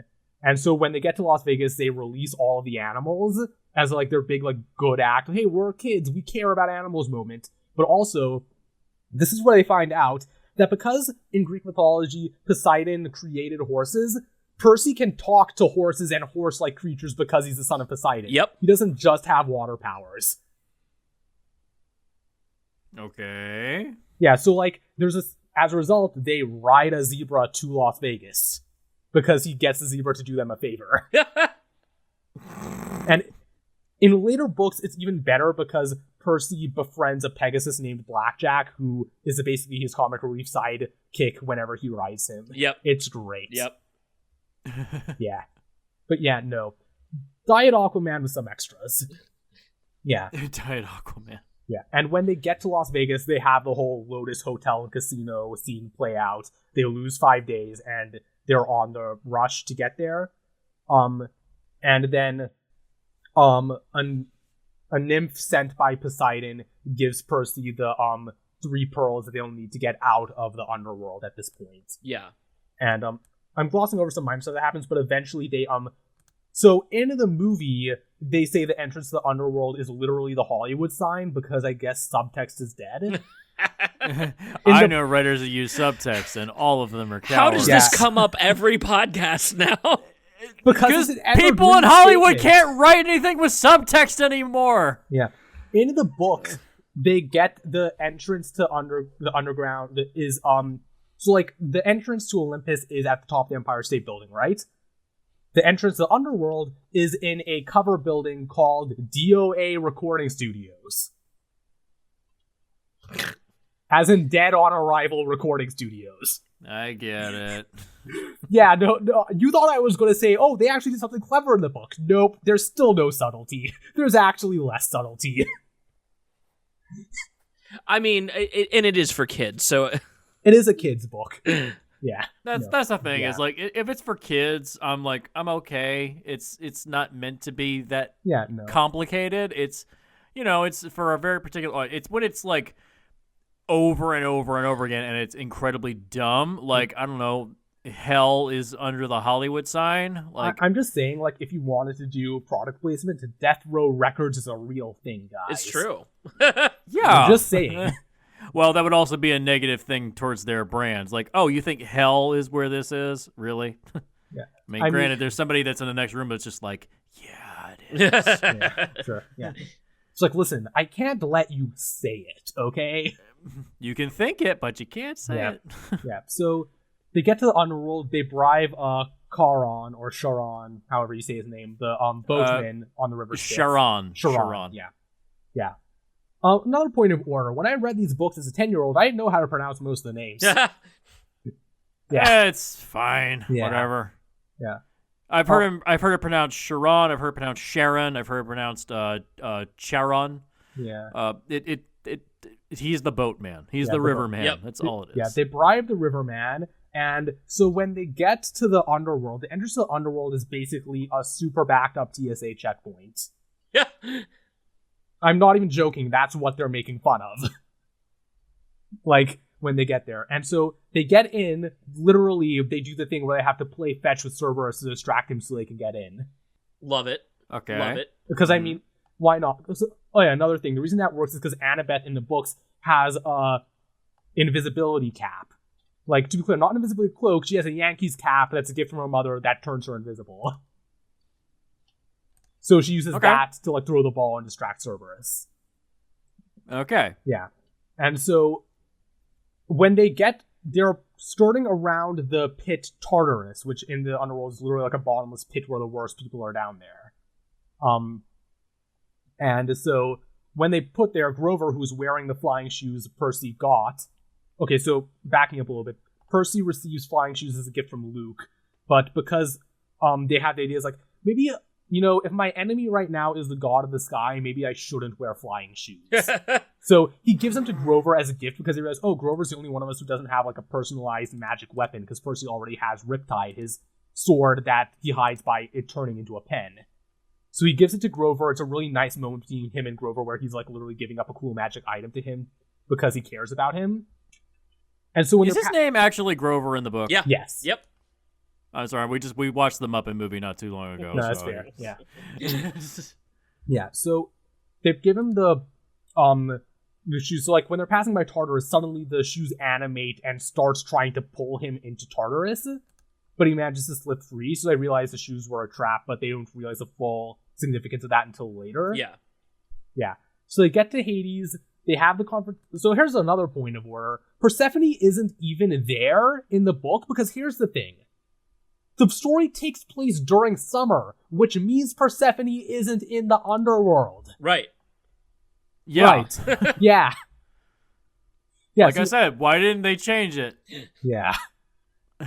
So they get there, have their face down in Hades where they realize that Hades' helm of darkness was stolen and that he didn't steal the lightning bolt. They realize that Ares tricked him because the master bolt is in his backpack. So they use the pearls to free the underworld, but they don't get Percy's mother back, which I'll come back to in a second. So after they escape the underworld, having realized that Ares betrayed them, Percy fucking 1v1s Ares. And only manages to win because they're literally fighting at the beach. So, like, the ocean is helping him fight Ares. And he wins he stabs Ares in the leg. And that just pisses him enough that when Ares is about to kill him, a dark force appears and whispers to Ares and convinces him not to fight Percy. So Ares leaves after giving Percy the Helm of Darkness, which he returns to the Furies to return to Hades. Yeah. And so Percy goes to New York City, goes to Empire State Building, returns the bolt to Zeus, and finally meets his dad, which is, as you would imagine, a pretty serious moment where he has a short talk with him, where it's basically just like, hey, I've been sorry I haven't kept in touch, that kind of talk. Yeah. And it's a kind of a funny moment that's like dark humor when Zeus gets a lightning bolt back. He's like, okay, I'm gonna go wash the human stench off of this in the river Styx. If you're still here when I get back, I will vaporize you. Yeah. And so yeah, when he gets back to when he talks to Poseidon, he learns that after the misunderstanding was cleared up, Hades has released his mother, so she's alive and well now. And Percy goes back to the camp. After they're like, unwinding, returning back to normal summer camp life, he has a brief like hangout with Luke, where he realizes that Luke was the traitor. He was the one who stole the Helm of Darkness and the lightning bolt. Yeah. And Luke tries to turn him to his side because it's revealed that Luke is actually working for Kronos, the king of the Titans, Zeus and the other gods' father, who is trapped in Tartarus and trying to make a big comeback. Interesting point of note here. I mentioned that Riordan sanitizes a lot of the myths, right? Yeah. So in the books they mention they sliced Kronos into 1 million tiny pieces and threw him into Tartarus. Mm-hmm. In the original myth, they don't do that. They only cut him once. but in a way that you can't really mention in a kid's book. They castrate Kronos is what happens to him in the original book. Nice. Yeah. That's maybe a case where I understand why you don't want to say that in the kids' movie. Why you might want to stick with Riordan's version of the myth. Right. Yeah. But yeah, so... I mean, it's okay to change these myths because, like... Yeah, no, like, I definitely... If you try to follow everything to a T, not only are you going to end up with all this really graphic stuff that's inappropriate in many ways, but also you're kind of backed into a corner because how the hell do you get from where the end of Greek mythology is to now? Right. Yeah. They kind of destroy themselves by the end of Greek mythology. Yeah. So there's not really a way to work with that. You have to change things. For like sure. even like modern interpretations like the God of War game series, they changed a ton of shit. Well, it doesn't matter. Yeah. It's not the point. Well, it's there as a basis. I'm fully in favor of updating the source material in any way you need to. I'm just pointing out in this case, this is probably the most understandable instance aside from just a straight up assault that you have to cut out. Well, and they even have like the Greek version of Ragnarok to help like reset the canon whenever it gets too convoluted, because let me tell you, Greek canon is convoluted. It's almost like it's an amalgamation of various people's beliefs. Right. They don't have one book to go off of. They've got, I mean, look at fucking Apollo. Like, the list of things that he's the god of reads it's like endless. Yeah. Yeah. I want to time travel to the first Greek man or woman that listened to these stories and said, well, let's just walk up to Mount Olympus real quick. We can settle this for real. And that was the birth of the first atheist in Greek culture. Just, guys, I went up there. There's nothing up there. They invented atheism and competitive mountain climbing in one night. There you go. The birth of the Olympics. That reminds me of a meme I shared in our chat the other day, which was Moses going up to was it Mount Sinai? Sinai, yeah. With the Ten Commandments, and he comes back with the Ten Commandments, and he says, "I have heard the word of God," and somebody in the crowd says, "Why didn't he come down himself?" You're full of shit. God, right? I know. It's just, it's great. Yeah. And that's why I'm an atheist. I gave up on that shit so long ago. Well, if you're going to talk about it, the Greek mythology episode is probably the one to do it during, I guess. Yeah. At least with these guys, they inspired superheroes. Like, right? what did everybody else inspire? Right. Well, I mean, depending on what anime you're watching. True. No. But yeah, so Luke tries... Sorry, jumping back into the story. So after Percy turns down Luke's offer to join him, because, Luke tries to kill Percy, fails, but then, he's nursed back to health and all kind of have their reflection on where things are going to be going from here, end of the first book, but you're setting up the rest of the series. The important bits of character development that come out of this are that a big bit of Annabeth's character is that she's one of the students who lives at Camp Half-Blood full time because she's had a falling out with her stepmother and her siblings because she feels and stuff like that. But after going on the adventure with Percy, she decides for the first time to go back home and live a normal life with her family, but then come back during the summer. Percy goes back to live with his mother, but before he gets back home, he literally mails her in a tied up grocery bag Medusa's head. Percy's mother uses Medusa's head to turn his abusive stepdad into a statue, sell the statue to an art museum, and use the money to move them into a better neighborhood and go back to school. Nice. That's how you handle an abusive dad in your franchise. I like that. Yeah. It's way better than the ending we got in the movie where he just turns the stone off screen. Yeah, no. In the books, he's on a magic FaceTime thing with his mom. He's like, "Oh yeah, I left you a gift in the fridge. You'll know what to do with it." And she opens the fridge, her eyes wide, and she's like, "Percy, and you hear from the other room, like, "Woman, bring me my 7-layer dip." And she's like, "Oh, don't worry, I'm bringing it." In that tone, it's like, "Hi, honey, love you. Have fun at camp." And he was never seen. Yeah, no.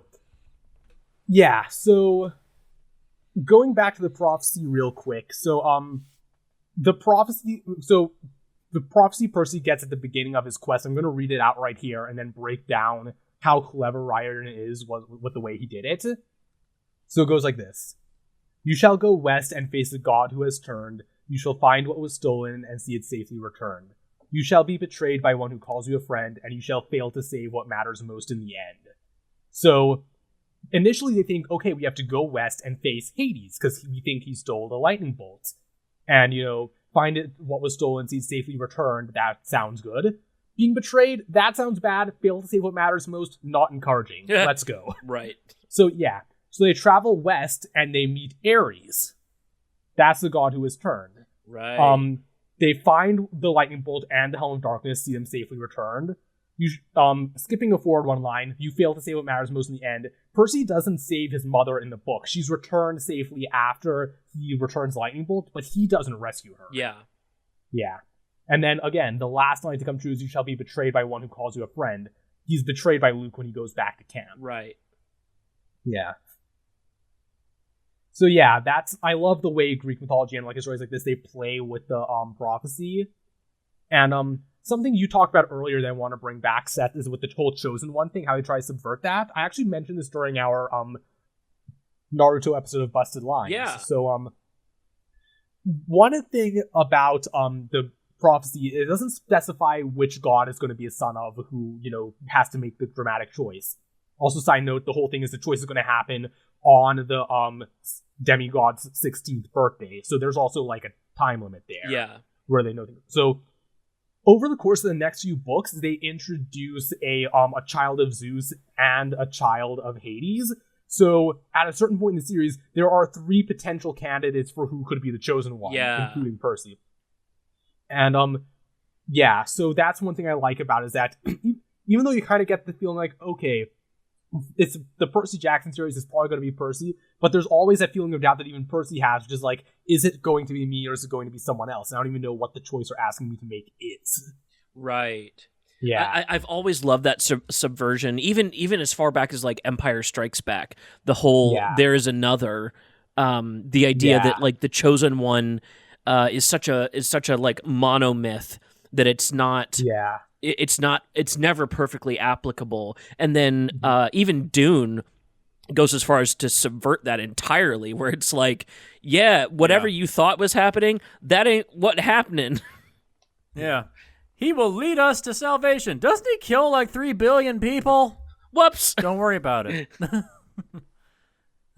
Yeah, I love that subversion. I love myth subversion where like the obvious answer either is or is not, or sometimes it is obvious and then the second part is not obvious. I love, especially for kids who's like the naturally curious brain is trying to fill that information as quickly as possible without having everything. So jumping to conclusions, you can assume that the kids have jumped there, and then you get to subvert that to keep things interesting for them. It doesn't always work, but even J.K. Rowling stole that for the whole like the chosen one could be Harry, but it also could be Neville. He fits the description perfectly. Although I do like the spin she did there, where it's like Harry's the chosen one because Voldemort essentially chose him. Right? Yeah. Yeah, self-fulfilling prophecies. Those are always. Well, it's literally a self-fulfilling prophecy, because isn't the 5th book about a prophecy? Yeah. Yes, actually, yeah. That's the one where the prophecy is like fully revealed and explained. Yeah. Yeah. It's all I in general hate the whole prophecy stereotype, but when it's getting subverted, it makes it more fun for sure. Yeah. It at least keeps you guessing. The problem with prophecy is that it basically means that your writer knows the ending and they're just writing to the ending. Right. Yeah. Also, it's like, hey, here's our thing we need to get to. It's like, well, that's not really that interesting because I know exactly what's going to happen. You just told me what's going to happen. There's no tension. And that's the thing. Vague prophecies are always better than specific prophecies. Oh, sure. Yeah. Yeah. The world will end on March 11th, 2015. Oh, that didn't happen. Like, my thing is, specific prophecies are just spoilers. Right. Yeah. Spoiler alert, he's going to win. Really? Oh, okay, I'll just close the book now.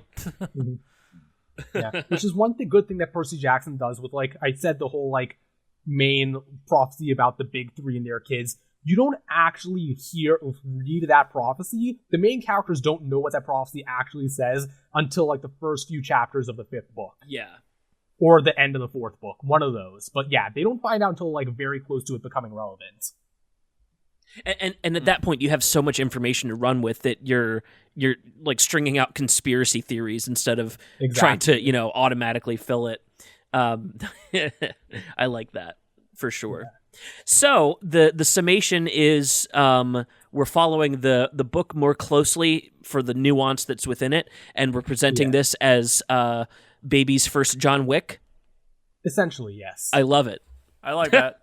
And if we have time, I wrote up a few fan casts. If we have time. Oh yeah, absolutely. Yeah, drop your fan casts. So, first off, for the main characters, the kids, cast young unknowns. Just cast kids who can like sort of grow with the role, but like, dig deep with your casting for the child actors, because like I'm sure there are great child actors out there. We don't need to like recast the Stranger Things kids and everything. Yes, please, no. Yeah, no, like I was talking with Paresh, my Busted Lines co-host, the other day. I was like, so is casting the Stranger Things kids and everything just our generation's casting the Harry Potter kids and everything? Yep. Yeah, it basically is. Like, yeah. And so most of my like fan casting I had specific choices for were like the adult characters, because like, it's easier to think of choices for that. So my choice for Sally Jackson, Percy's mom, is Judy Greer. Okay. Yeah. That's a good choice. Yeah, because like she plays a lot of moms, but like I feel like she could really capture Sally Jackson's whole character, because like Sally Jackson's a very, not to use very tired language, she's a very strong character. Yeah. Because for most of the series, she's a single mom who's, doing her best to raise and protect her son in a world that is actively trying to kill him. Yeah. But like also, she's a very, she has her own goals and motivations that she's trying to achieve at the same time. Like, she starts going to art school after the 2nd book. In the 3rd book, she starts dating again and meets a guy that Percy actually likes and gets along with, Oh. She's working, like, it's a really sweet moment where, like, Percy's, like, in the middle of a mission FaceTiming his mom, and you hear a guy's voice in the other room, and Percy's like, who's that? She's like, oh, Paul. It's a friend from school. And he's like, Percy literally gives a, if you're happy, I'm happy talk. Yeah. And when he actually meets Paul in like the 4th and 5th book, they actually like get along well. But there's a really funny moment actually at the end of the 4th book. It's Percy's 15th birthday, and Poseidon attends one of Percy's birthdays for the first time, but also because it's like that sad, okay, your next birthday is when the prophecy's probably going to come true, so I want to come see you in case I never see you again. Yeah. And it's the awkward moment where Poseidon meets Sally's boyfriend. And it's the ex meeting the current boyfriend. Paul has to be Jason Bateman. That's... Oh my god, no, but the best thing about Paul is his last name is Blowfist, and it's a running joke. People keep thinking his last name is Blowfish. So when Poseidon meets him and they do the joke, he's like, oh, that's too bad, I actually like Blowfish. And does not specify further. But yeah, Jason Bateman would be perfect for that role, actually. Yeah, so I said earlier I would keep Sean Bean as Zeus. I like it. Mostly for the irony of him finally being immortal in a movie, but also just like I love Sean Bean as an actor. I feel like he can capture the Riordan version of Zeus very well, because he has that arrogance and that edge to him, because Zeus does some fucked up things even in the Riordan books. Yeah. But, he commands authority and leadership and a level of respect from the rest of the Greek gods for a reason. And I think Sean Bean can kind of ride that line in a way that, has nuance to it, but can lean in either direction depending on what Zeus needs to do in the story. Right, yeah. Like, for reference, I'm going to go ahead and spoil something later in the series, because like I said, I'll talk about things that need to be set up later. So Hades' kids that show up later, their thing is they're basically Captain America. They were born in the 1940s, but they were sent to live in the Lotus Hotel to stay safe for a while. Which is about as messed up as it sounds. Damn. But like the reason they were sent there is because Zeus kills their mother. When Zeus finds out Hades broke the oath that they made, he literally sends a lightning bolt and tries to kill them, but misses and kills Hades' Earth wife. Wow. But doesn't Zeus's kid show up later too? Yeah, well, that's the thing. Zeus is a fucking hypocrite, What a right? fucking hypocrite. Exactly. But that's why I want Sean Bean to play him, because he can play somebody who would do that. Yeah, no, that makes sense. I like that a lot. Yeah. And not to mention, we're talking about Zeus's kid. So Zeus's daughter, Thalia, is actually mentioned in the first book, because in the first book they think she's dead. Her thing is, so part of Grover's tragic backstory is, he's one of the satyrs who, like, his job is to go out, find kids, and bring them safely to, the Camp Half-Blood. And, on one of his first missions, he was with, Talia and Luke, who had been at the camp for a while, and they were bringing young Annabeth to camp, and they were being hounded by monsters, and Thalia stayed behind to hold them off, to basically sacrifice herself to save them. And Zeus turns her into an oak tree that is part of the protective force field of the camp. Asshole. Yeah. Right. Well, like, it was like in her last moments, like, begging her father for help. That's what he did to her. Wow. Like, to save her. And they make a joke about that. Percy's, like, internal monologue as he imagines if he was in that situation, his dad might have to, like, turn him into sea foam or something. Because that's the... But yeah, Thalia comes back to life at the end of the second book because of stuff that happens there. And there's that whole deal going on. But yeah, so that's the thing. Zeus is a fucking hypocrite. I love it. Yeah, no, it's great. And So I have one quick question. Yeah. Regarding just the kids. yeah. So, did these kids realize that they're immortal? Demigods are not immortal. Okay. Yeah, Well, no. the whole, like, forbidden to talk to their kids thing, is that invented for the movies? Yes, because, like I said, in the books, there are multiple kids who have spoken to and occasionally continue to speak to their, Olympian parents. Yeah. Right, yeah. Yeah. So I was wondering, like, if the entire time I'm watching this, I'm like, okay, wait a minute. So Poseidon is forbidden from talking to his own kid, yet they've said that they don't interact with humans. So when did Poseidon knock up his mom? Like, it's actually a point of jealousy between Percy and Annabeth, that Annabeth essentially has a relationship with her mother, and Percy's never met his dad. Yeah. Yeah. And, like, the negligence of the gods that don't speak to their children more than once or twice or never is a driving force for the antagonists, actually. Because in the final fight, Kronos has an army of monsters and pissed off demigods who have been abandoned by their parents, led by Luke. Huh. So, like, actually, like, I talked about, like, changing the system, when the gods, like, offer Percy whatever favor he wants at the end for saving the world. He's like, yeah, you know what I want from you? I want you to actually take care of your fucking kids, because all of this shit is your fault. You are all shitty parents and you need to do better. Like, by the time a child turns 13, you need to claim them and get their ass to Camp Half-Blood. Right. And they do it. Love it. Yeah. Do you have any other recastings? Yeah, I actually did, like, some of the major gods. So, like, I thought a while for Poseidon. I decided on Eric Bana. Ooh, interesting. Mostly based on, like, his playing Hector and Troy, because, like, literally was just thinking Hector and Troy. Yeah, because here's the thing. There's a kindness to him. Like, he does care about Percy and his mother, but, like, he's still a dick. He's still done shitty things. He's still Poseidon. Right. Like, and, like I said, I want actors with nuance who can kind of play both sides of the coin. Yeah, here. I like that. Yeah. I went with Jeremy Irons as Hades, because, to be clear, in the book, Hades is more just a very vindictive, pissed off secretary. Because, like, didn't he play Hades? Has he? Has he?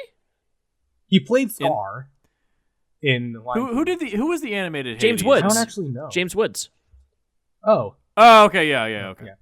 Yeah, I was gonna say, because, like, the thing with Hades is he's just basically pissed off that he got fucked over in the will, because, like, the big three drew lots to see who gets the sky, who gets the seas, who gets the underworld, and Hades got the underworld, and he's bitter about that. Right. But, like, I would be too. Yeah, I mean, Jeremy Irons is also consistently the best thing about everything that he's in. True. So I love seeing Jeremy Irons. He saves that Dungeons and Dragons movie. God, What's right? that fucked up Cronenberg movie he's in? Dead Ringers. I remember you posted that was light viewing on your new TV that you got. Yeah, they fucked up the categories on my TV, and light viewing was like Dead Ringers, Man on Fire. stuff like that. And I was like, these are not light viewing movies, my guy. No. Also, Dead Ringers is not light viewing. Also, Jeremy Irons as Alfred was great casting. Like, Oh, I yeah. don't care for a lot of things that Snyder did, but him as Alfred is top tier. We agreed on that. DCEU casting has never been their issue. Yeah, no, for sure. It's everything else. Yeah.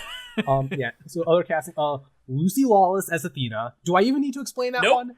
No, we get it. Okay, moving on. So for like the campers, I went with Ian McShane as Chiron. I can see it. Yeah. Okay. And admittedly, like that is kind of based because I was thinking about John Wick. But also, here's the thing: he can play a serious but like grandfatherly mentor figure. But the nuance of Chiron is the sadness of his mentorship, because pretty much everybody he mentors dies a young, tragic, violent death. Yeah. Yeah. So like, yeah. Although one point of that Chiron and like Sally Jackson both bring up multiple times. Percy's first name is short for Perseus. Yeah. Because his mother named him after Perseus. Because according to the books, Perseus is the only demigod that really gets anything resembling a happy ending. Yeah. That's why I was wondering if this was going to turn into Clash of the Titans, because Yeah. Perseus is the main character of Clash of the Yeah. Titans. I was like, is this going to happen? No? Oh, okay. Yeah.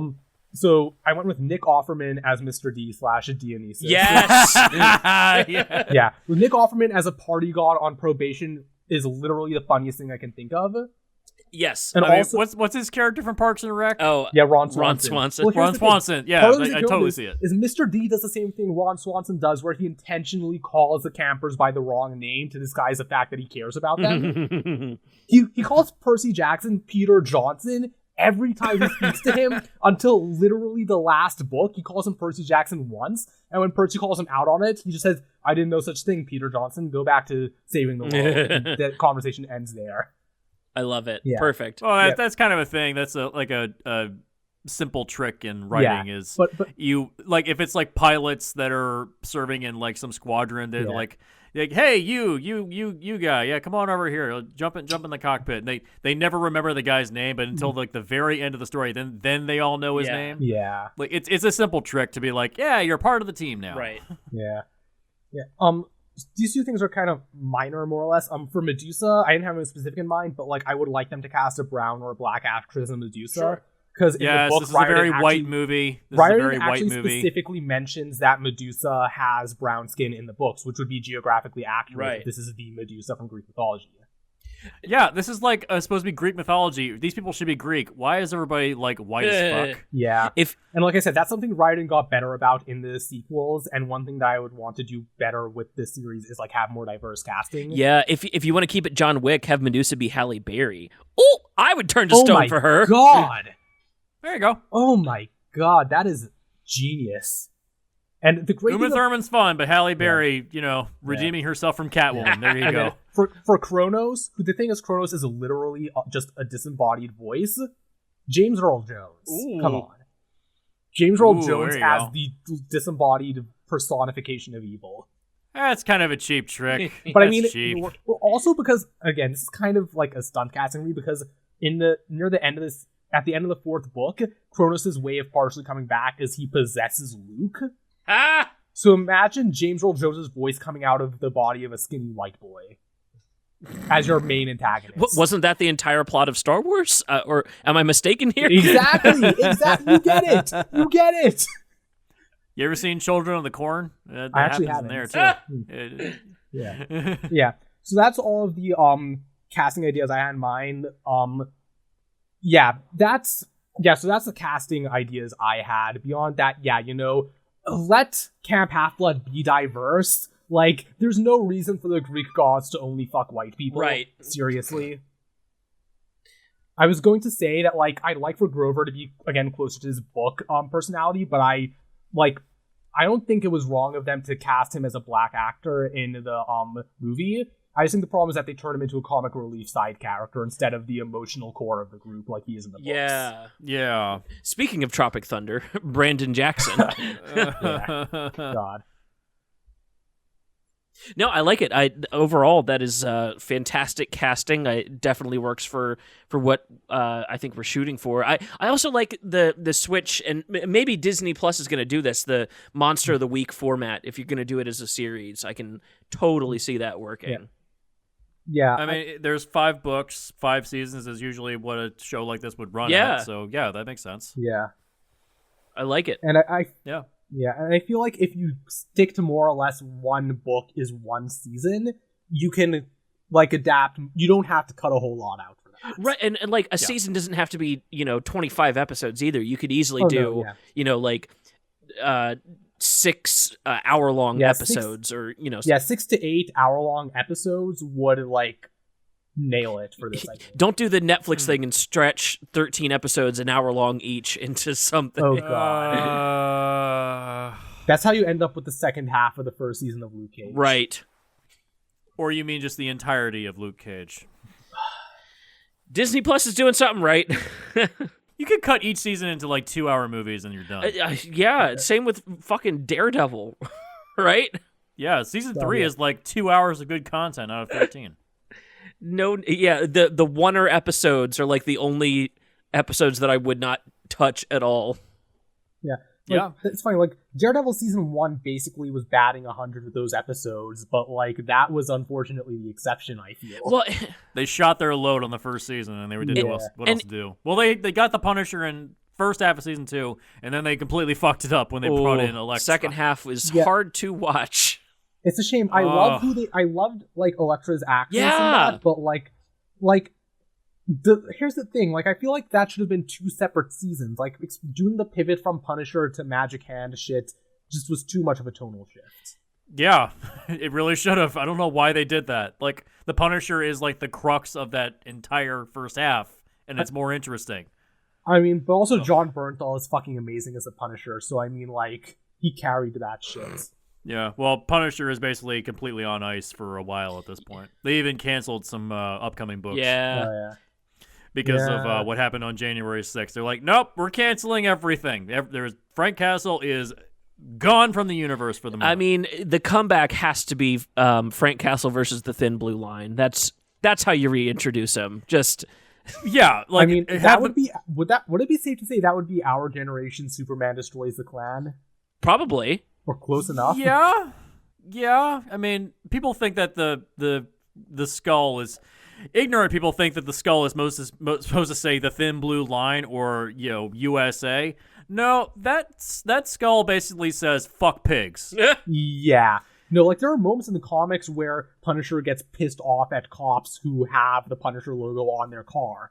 Like, oh yeah, I read that one. No, I read that one. He like, rips it up. And of course, John Bernthal has been very publicly, anti people who don't get it. Yeah.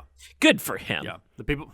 Yeah. Good for him. But I think that Frank will not be back in any form for at least another couple of years. There was actually an entire story that was written called Punisher versus Barracuda that was written by Garth Ennis. It was supposed to take place in the mainstream universe. They had 4 issues done out of the 5, and they said, nope, canceled. Wow. Dave Johnson just put out the covers that he was going to do, and it was going to be based in Miami, I think. And it looked really good, and it was going to be like an episode of Miami Vice kind of thing. Wasn't that Punisher movie with John Travolta? Didn't the beginning of that happen in Miami or like some beach town? Yes. Because that's like the best part of that movie. Oh, yeah. And also the way in which his family dies is literally ripped off from Mad Max. They get run over by a truck. Right. Yeah, it's like a family reunion or something. I really... they really twisted the knife on that one. Yeah, it's not just his wife and his kid, it's his entire family. It's like, you're hitting this really hard. And then the rest of the movie is him just wandering around taking photographs. On brand for us. We're very far away from Percy Jackson. We've kind of finished the pitch. Actually, one last thing I wanted to bring up, Jesse, I believe you had a question about Percy's shield, right? Yeah. So part of the reason I was pissed why off... does he have that? So part of the reason I was pissed off about them having that in the movie is because that completely removes its significance in the book.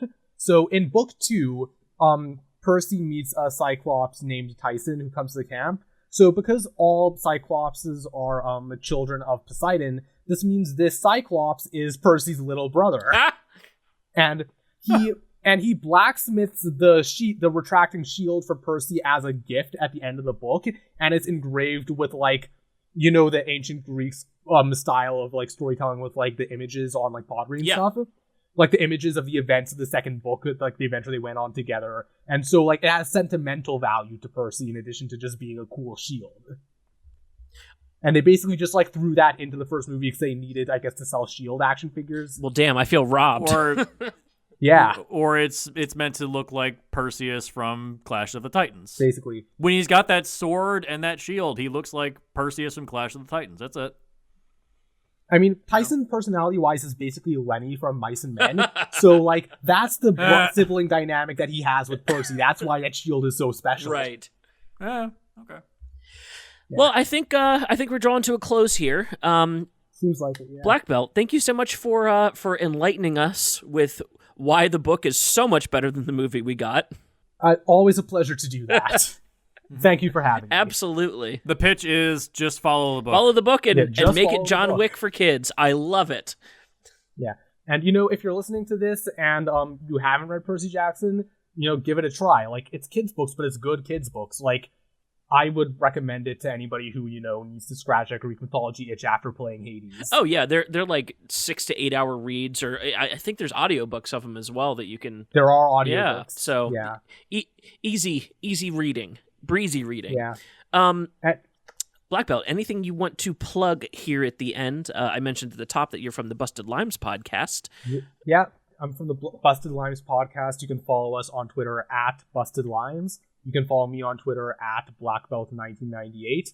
And you can follow my co-host from Busted Limes, Paresh, who's guested on the show a few times on Twitter as well, at Noblekind92, if you want to keep up with what we're doing over there. Wonderful. Friend of the show, Paresh. Paresh is a wonderful person. Jesse, how about you at the end of the show here?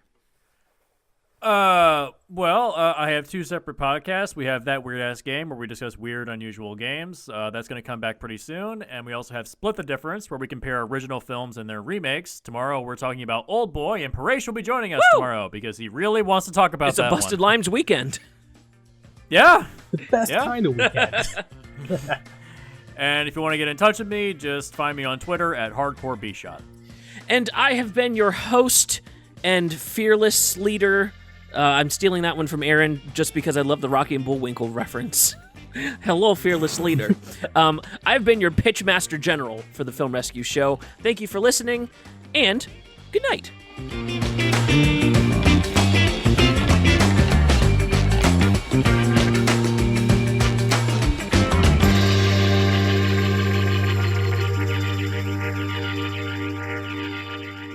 Now I'm trying to think if there's like any musicians with a Lemonade themed name we can throw in there and make an Arnold Palmer album. I mean, there's the band Lemonade. There you go. Yeah. There it is. I don't know if their music would pair well with Ice-T and Ice Cube, but You know, I feel like this is one of those things you just do because it's funny, not because it's going to work. yeah. Do you guys remember when Linkin Park joined up with Jay-Z and they solved racism for a year?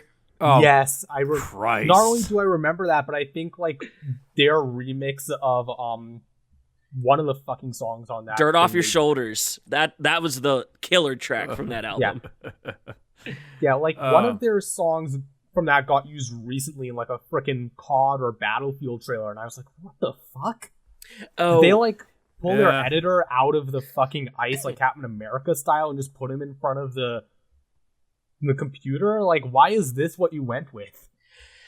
who knows? Linkin Park appealed to the youth of America from 2002 to 2006. Yep. And then they just kind of lost relevance. Hence the end of the first Transformers movie. Oh my god. No, into the second one. No, Whispers. Or in no, the, into the third It was, one. it was, no, Whispers. Or not Whispers in the Dark. The first Transformers movie ends with the what Linkin I've Park done. song. What I've done was a What I've done. Transformers That's song. it. And then the Yeah. second one, they made a song specifically for the film, which was terrible. Oh God, I didn't know that. Yeah, the New Divide is specifically for the film. And then the third one, they did one that was on one of their albums that was totally very inappropriate for the film. Because mean, Michael to be- Bay thinks he's an artist. To be fair, I don't really know what it takes to be tonally appropriate for a Michael Bay Transformers movie. True. And I don't think anybody who helped make those movies knows either. Noise. Oh, God. I do respect Adam Wingard in an interview recently said that the design for Mechagodzilla was specifically to go against the Transformers Yes, loud, I ugly saw type. that. Oh my was like- god, that Mechagodzilla is one of the most amazing things I've ever seen. Like, Good man.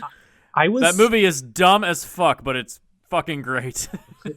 yeah, my take on the American Monsterverse movies is that they're not good films, but god are they fun movies. Yeah.